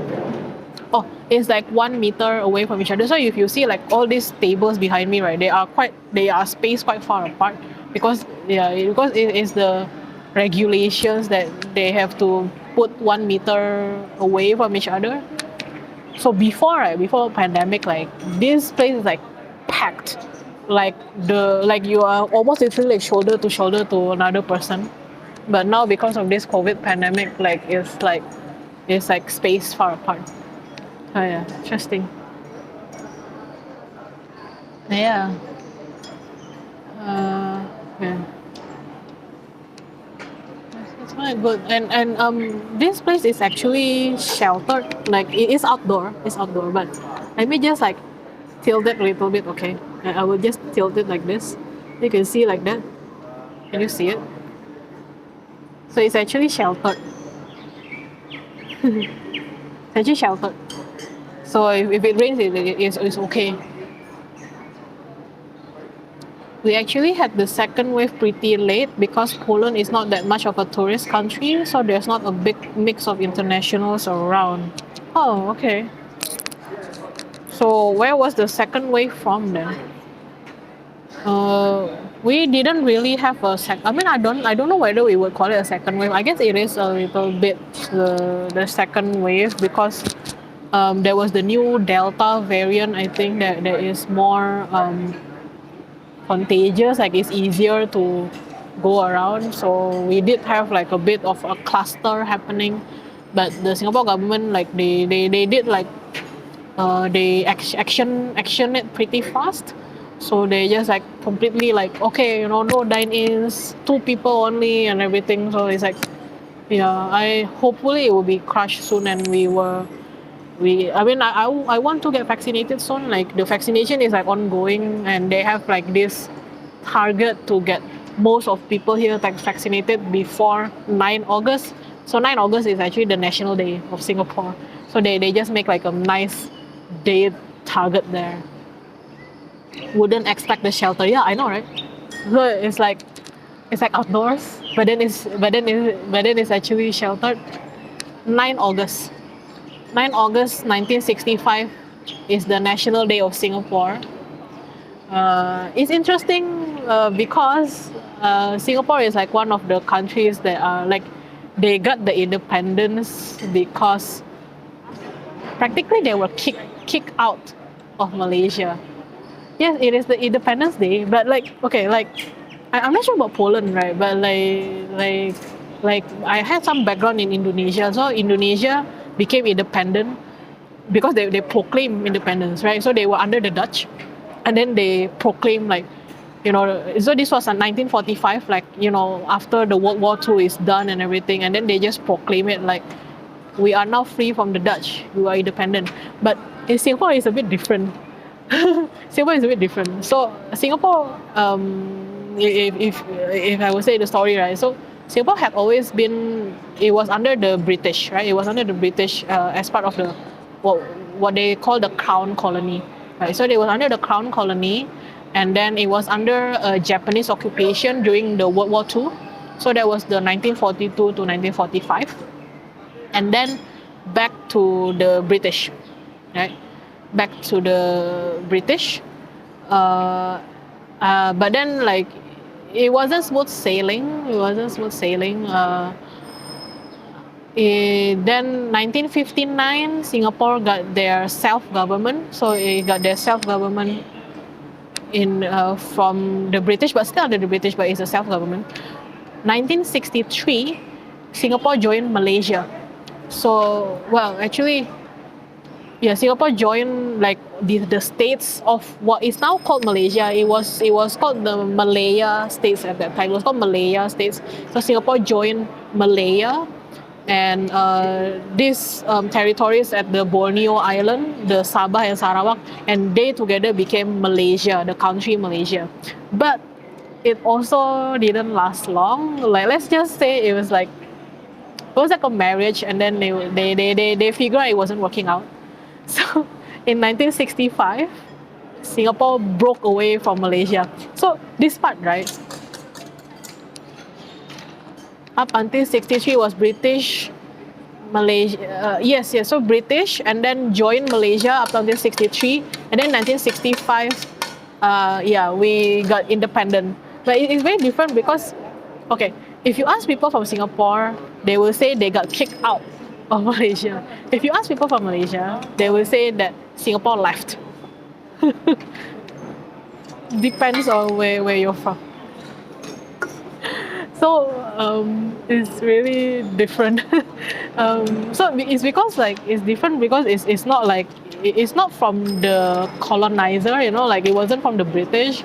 It was because they joined with Malaysia and then they broke out. So yeah, no, well, I mean, I didn't learn about Poland as well. I think I learned about the UK to some extent because the UK used to be the colonial masters here. But Poland, I think I didn't learn much. I know about Poland a little bit because I went there before. So I read a little bit about it. It was under the Uni Soviet as well, I believe, Soviet Union. So had that communist legacy. Singapore pretty much ended up pretty well and developed with yeah.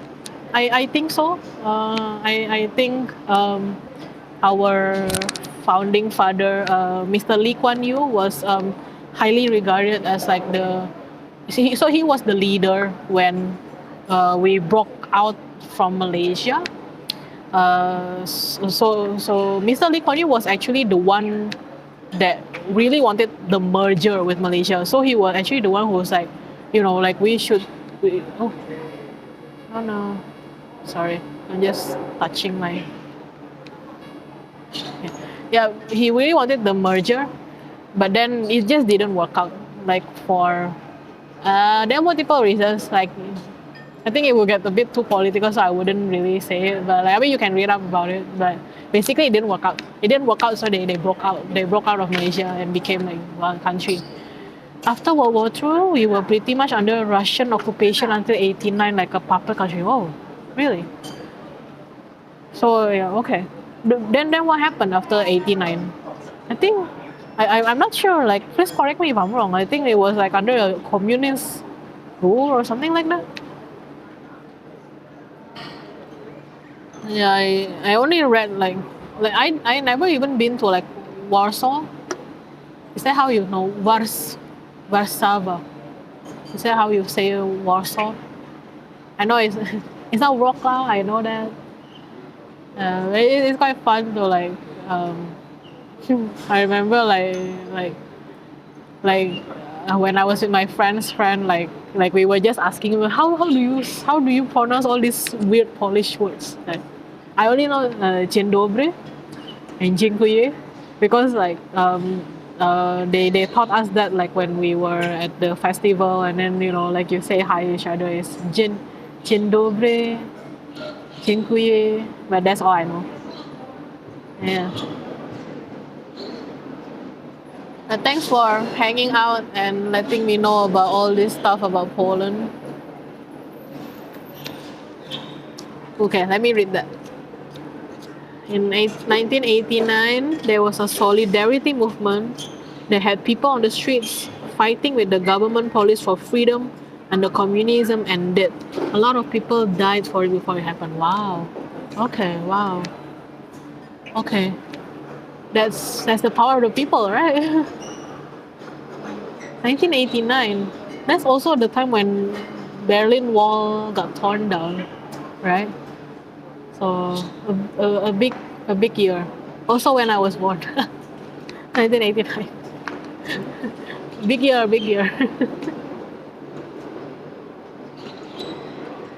And now, thanks to PIS, we'll have communism in Poland again. Hi, Missy 690. How do I say that? I don't know. What's the PIS? Wow, this is juicy stuff over here, right? This is juicy stuff, guys. Tell me, what is this PIS? Okay, I won't get too political like on this travel stream, alright? Like I won't get too, but like this seems so juicy that I won't really want to know. Just getting a lot of people. Political party, very political. Okay.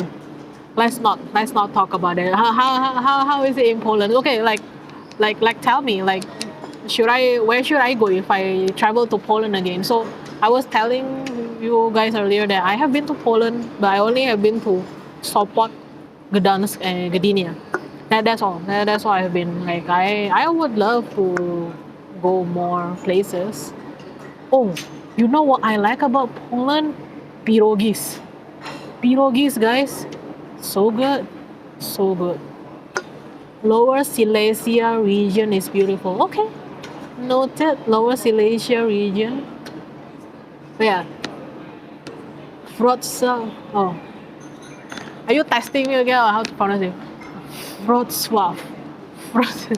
Wrocław and Krakow. Krakow? Krakow? I think that's how. Ooh. Wow, okay. You just sent me something that I really cannot pronounce. Chilenia Gura. I can't pronounce that. It is way too many consonants there. Okay, I give up. I can't pronounce those. I can't. Wrocław is Lower Silesia, but also in the whole region. There's a lot of historical places that international tourists don't visit. Interesting. Wrocław is just like most of cities, nothing special. Bully from Wrocław here might say differently. You know, where's your hometown pride, man?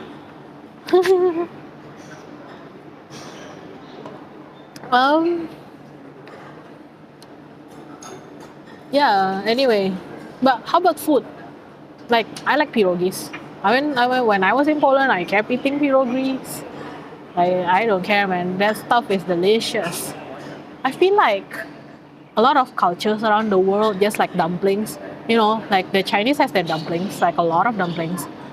You guys in Poland have the pierogis. The Nepalese has the momos.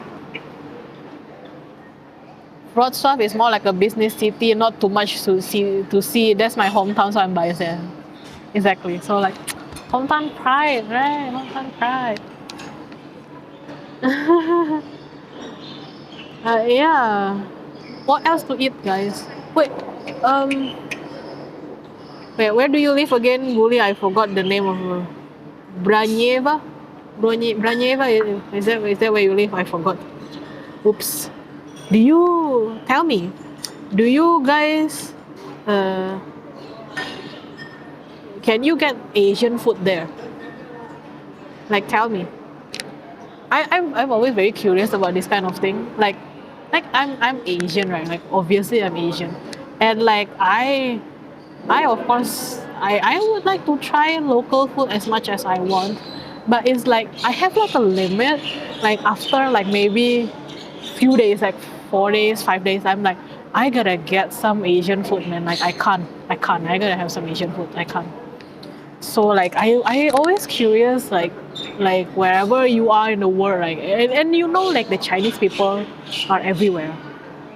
So I would like to know if there are Asian food. Let me read. Best food in Poland: pizza, kebab, and burgers. Asian food is rare and very European-like, not the proper stuff. Okay. I mean, there is Asian style food. Is that what you're saying? But it's just not really Asian. I did have kebab in Poland. That was good. Like the shaved meat, and it was with some sauce. I don't know what sauce. Some fries. That was great. They have a lot of kebab too in Germany. is great. Like I love it, and it's cheap too. So like when I travel to Germany, right, I always buy some doner kebab or some hot dog, a bratwurst. Yeah, I love it. In Poland, we don't tend to use as many spices, so people tend to not like it. Oh, really? You guys don't do spices? Okay. There are lots of Vietnamese bars in Poland because there are lots of them here. Oh, really? There are lots of Vietnamese in Poland. Is that true? Oh, I would. I mean, Vietnam was under the French, so I thought they would. I mean, like it wouldn't surprise me to have Vietnamese in France because they used to be colonized by the French. Actually, just like in front of me here, right? Like let me just turn the camera around for a little bit. So just in front of me here is a Vietnamese restaurant. Like now that you talk about Vietnamese, right? It is a Vietnamese restaurant. So yeah, just to show. Anyway, back to me. You know, remember that old spice thing? Like back to me. Oh, you like spicy food? Me sick? Is that how I say me sick? You like spicy food? I love spicy food too. Like, I love spicy food. Like, okay, so like my heritage or background, right? Like, it's a little bit all over the place. So, my ancestors are Chinese. Like, they came like on a boat and everything over here, and then but they got to Indonesia. So I have like family background in Indonesia. So the culture there is also different from like Chinese. Chinese is Indonesian Chinese, and then I live in Singapore. So like, yeah, it's very different. And I love spicy food because of my Indonesian background. So in the Indonesian, they like spicy food. They like it. They love it. So I can, I can get a lot of spicy. I think most Asian food restaurants are sushi places and some Chinese. Okay.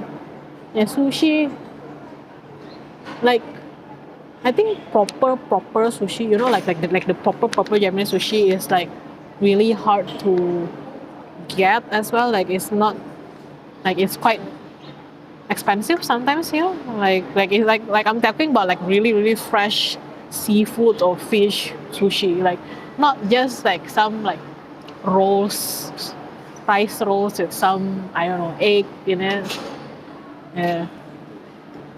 But like the good thing about Singapore, right, is that I like you can get anything here. You can get any food you want over here. Anything. Like you want like the cheap stuff up until like the Michelin star fare, you can get it here. Like it's all available. You have never tried really good sushi? Okay. I don't think I have either. Like I I can't get myself to spend the money so far. Maybe I will in the future, but I think I will like spend it in like in Japan. Like if I go to Japan and I go to like a nice sushi place, then I will. Like I will. But I don't know. Like other than that, I like no. Spring rolls are the most popular food in Vietnamese bars in Poland. I mean, yeah, what's not to like, man? It's like rolls with like vegetables and everything, and it's fried. Like, what's not to like? What's not to like? Now I want some Polish food. I'm gonna, you know what? I'm gonna Google right now to find whether there is like Polish food that I can have it for lunch or something. Polish food Singapore. Let's see. Let's see, guys. Shashlik restaurant. No, that's Russian. Poland food suppliers. Okay, like it's just a suppliers. Polish cuisine Singapore.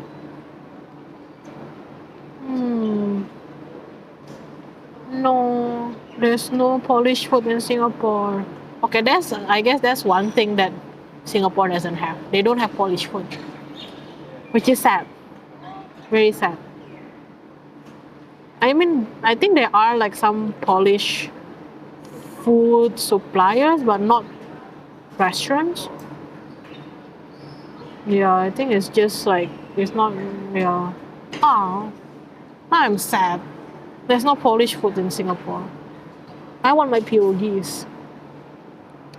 In UK, the Asian restaurants are much different than in Poland because there's bigger Asian population.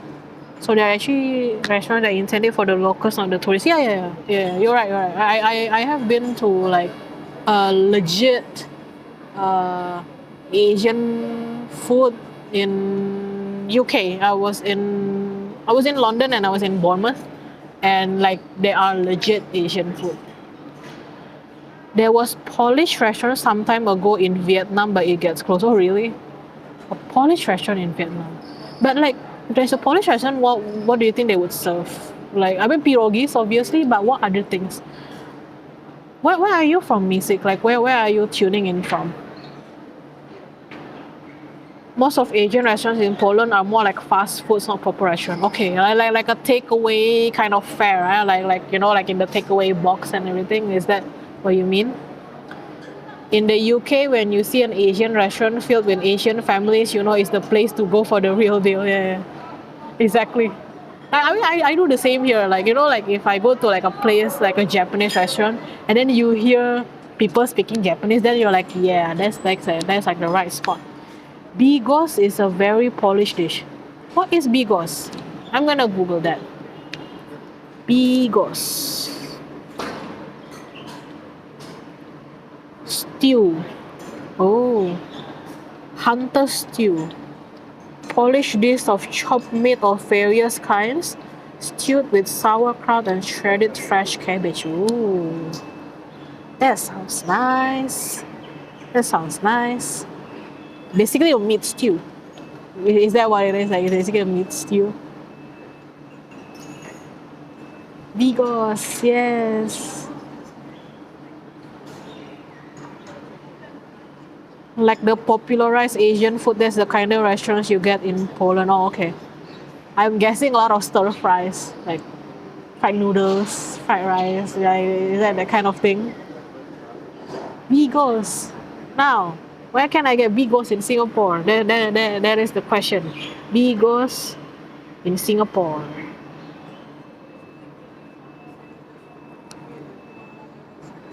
Yeah, I don't think they have it.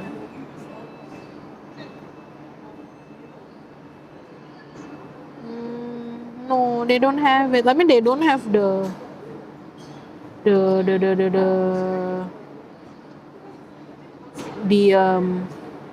restaurant here. I have been to a Russian dumplings restaurant. That was good. Russian dumplings. So the guy that opened it, he's Ukrainian, but he used to work in Vladivostok in Russia, and then somehow he made his way to Singapore, and then he made this Russian dumplings restaurant. Very interesting. It was good though. Like I quite like the dumplings. Let me just read here. I won't call it a stew really. It's not something that we eat daily, more like for Christmas or Easter. Oh, okay. So it's like a special occasion kind of thing. Saladka Jarcinova. Sounds like a salad. Well, like what salad it is. Barch Cervoni beetroot soup. Oh, is this the soup that is like the Russian borscht? Because I remember like the borscht, the Russians have this red beetroot soup, and then they will put sour cream in it, so it became like pink color. Is that the same? Because I remember like someone from Poland told me, oh, the Russian stole it from us or something. I mean, like I heard about it. Like okay, it is borscht. I see. I can get some Russian food over here. Let me check that Russian dumpling restaurant if they are open today. Because they are not very far from here actually.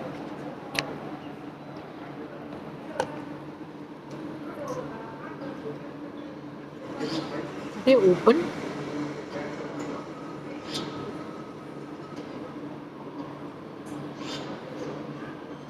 to check if they're open. They're really quite good. Yeah, thanks guys for letting me know about all this food. I am hungry now, but it's good. Like I love it. Now I really want to go to Poland. I mean, okay, I want to go to Germany when I can already because I have family there as well in Germany, so I really want to go there. I speak a little German too. I really want to go to Germany, and after that, I want to, I don't know, maybe Poland. I haven't been to Poland since 2008, man, and that was like only Sopot, Gdańsk, and Gdynia. I probably would want. I would want to go to Wrocław probably, Lower Silesia region that you guys said. But yeah, I mean, I don't know when any of us can go traveling. Like, I think it's still like quite far in the future. Since 2008, everything changed so much. Yeah. Obviously, like I would expect that. Yeah.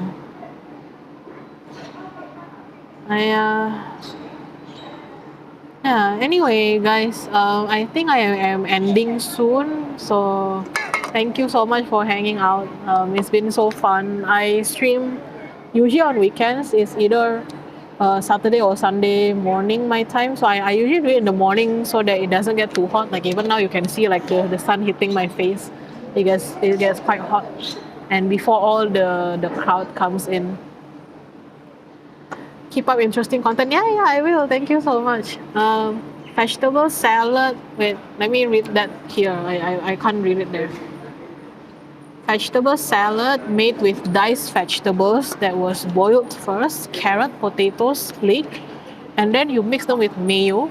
The most important thing, it must be vinegary mayo and mustard and put it into fridge. Oh, I see. So it is more like a side dish, right? Is it more like a side dish kind of thing? It has to be vinegary mayo. Okay, noted. Has to be the very specific mayo. Like I have this my favorite food, like one of my favorite food in Indonesia is also kind of similar. It's a vegetable salad, so like diced vegetables as well, but it is slathered with peanut sauce. So it's like ground peanuts, and then they put some sugar and I think garlic as well as some chili, like cut chili, they and then they slather it on the salad. So it's a warm salad. That's good too. You take the salad, a piece of bread, and you're chilling. Sounds really good. Sounds really good. Some Polish people say that Kileki is the best mayo, but they're effing liars. Oh. What do you think, Bully? What do you think? In this mayo battle, no for Kileki. Okay. So it has to be vinegary. Is that how you say it? Let me Google that. Vinegary mayonnaise. Yes, okay. Oh. How is it a decoration mayonnaise? Is that what it is? Decoration mayonnaise? Is that what it is?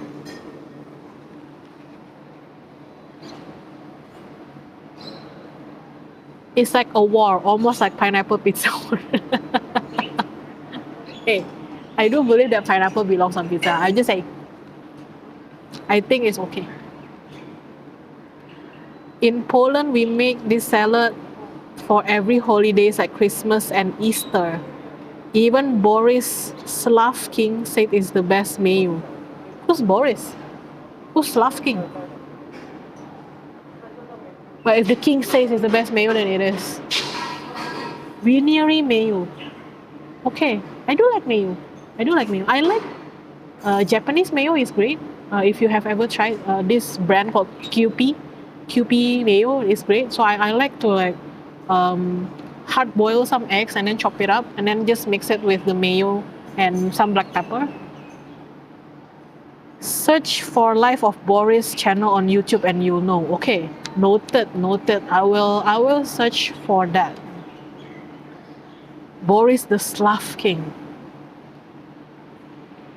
Sounds very royal. He's a king, I guess. Bliad man. What does that mean? Okay, thanks guys for joining in. I am going to make my leave soon. If you follow me, you will get notified. Oh, thank you for following the Misik690. Thank you so much. So yeah, I was just about to say, like, if you follow me, I will stream. Usually I stream morning my time, so that's like 9 a.m. my time. So I'm on UTC plus 8. I'm not sure where you are. I think, is it UTC plus 3 maybe where you are? So like 5 hours behind me, if I'm not wrong. I can't remember. Sorry, but I'm UTC plus 8, and I usually start 9 a.m. or 10 a.m. So like early in the morning. Right, take care. Good to see streamers trying to ring something interesting, not just not just hot tubs. I have seen some of the hot tub streams. I just, it, if it sells, it sells. You know what I mean? Oh, you're a GMT plus 2. Okay, so like 6 hours behind me. Yeah, so like, yeah. Sometimes I do like afternoon, but usually it's morning. But yeah. I have seen the hot tub streams recently. It's very interesting. It's just like, I guess if it works, it works. It's I kind of fun too. To be honest, I find it kind of fun to watch them.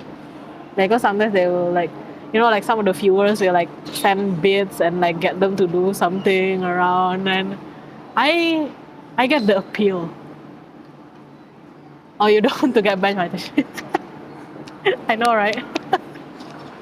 Okay, thanks so much for joining me today. Yeah, just follow me. I also have Instagram. If you want to follow me there, I don't know if Instagram is big over there. I have Instagram here. Let's see if this works. Oh yeah. So I do have Instagram. I post there as well. Like, you can message me there. I have a Discord, but I haven't really set it up, so I don't want to like post it. But yeah, thanks so much for joining. Next up, I'm thinking maybe the Botanic Gardens. So that's interesting because today we have been looking at like buildings today. In Poland, we sent pictures by polar bears running with letters.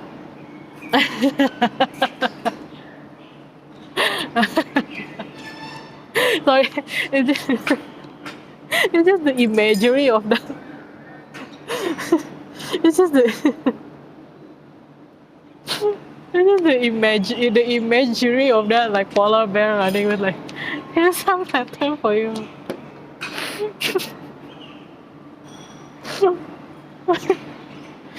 Yeah.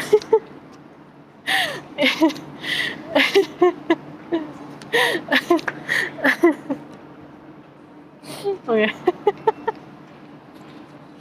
Yeah. Yeah. Yeah. Okay. I will make sure to send some postcards by polar bears. Poland, 5 kilometers from Russia. Yeah.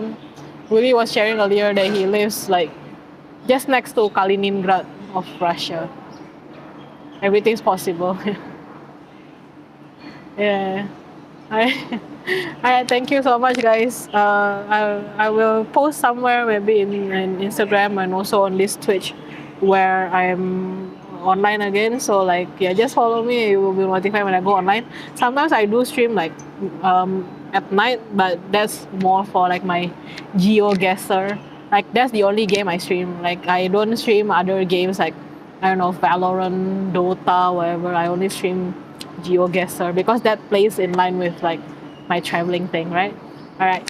See you guys. Thanks so much for joining. I've had so much fun talking about Poland today. I really want to get Polish food now. Polish sausages. Sausage. Yes. All right. Thanks. Thank you guys. Bye.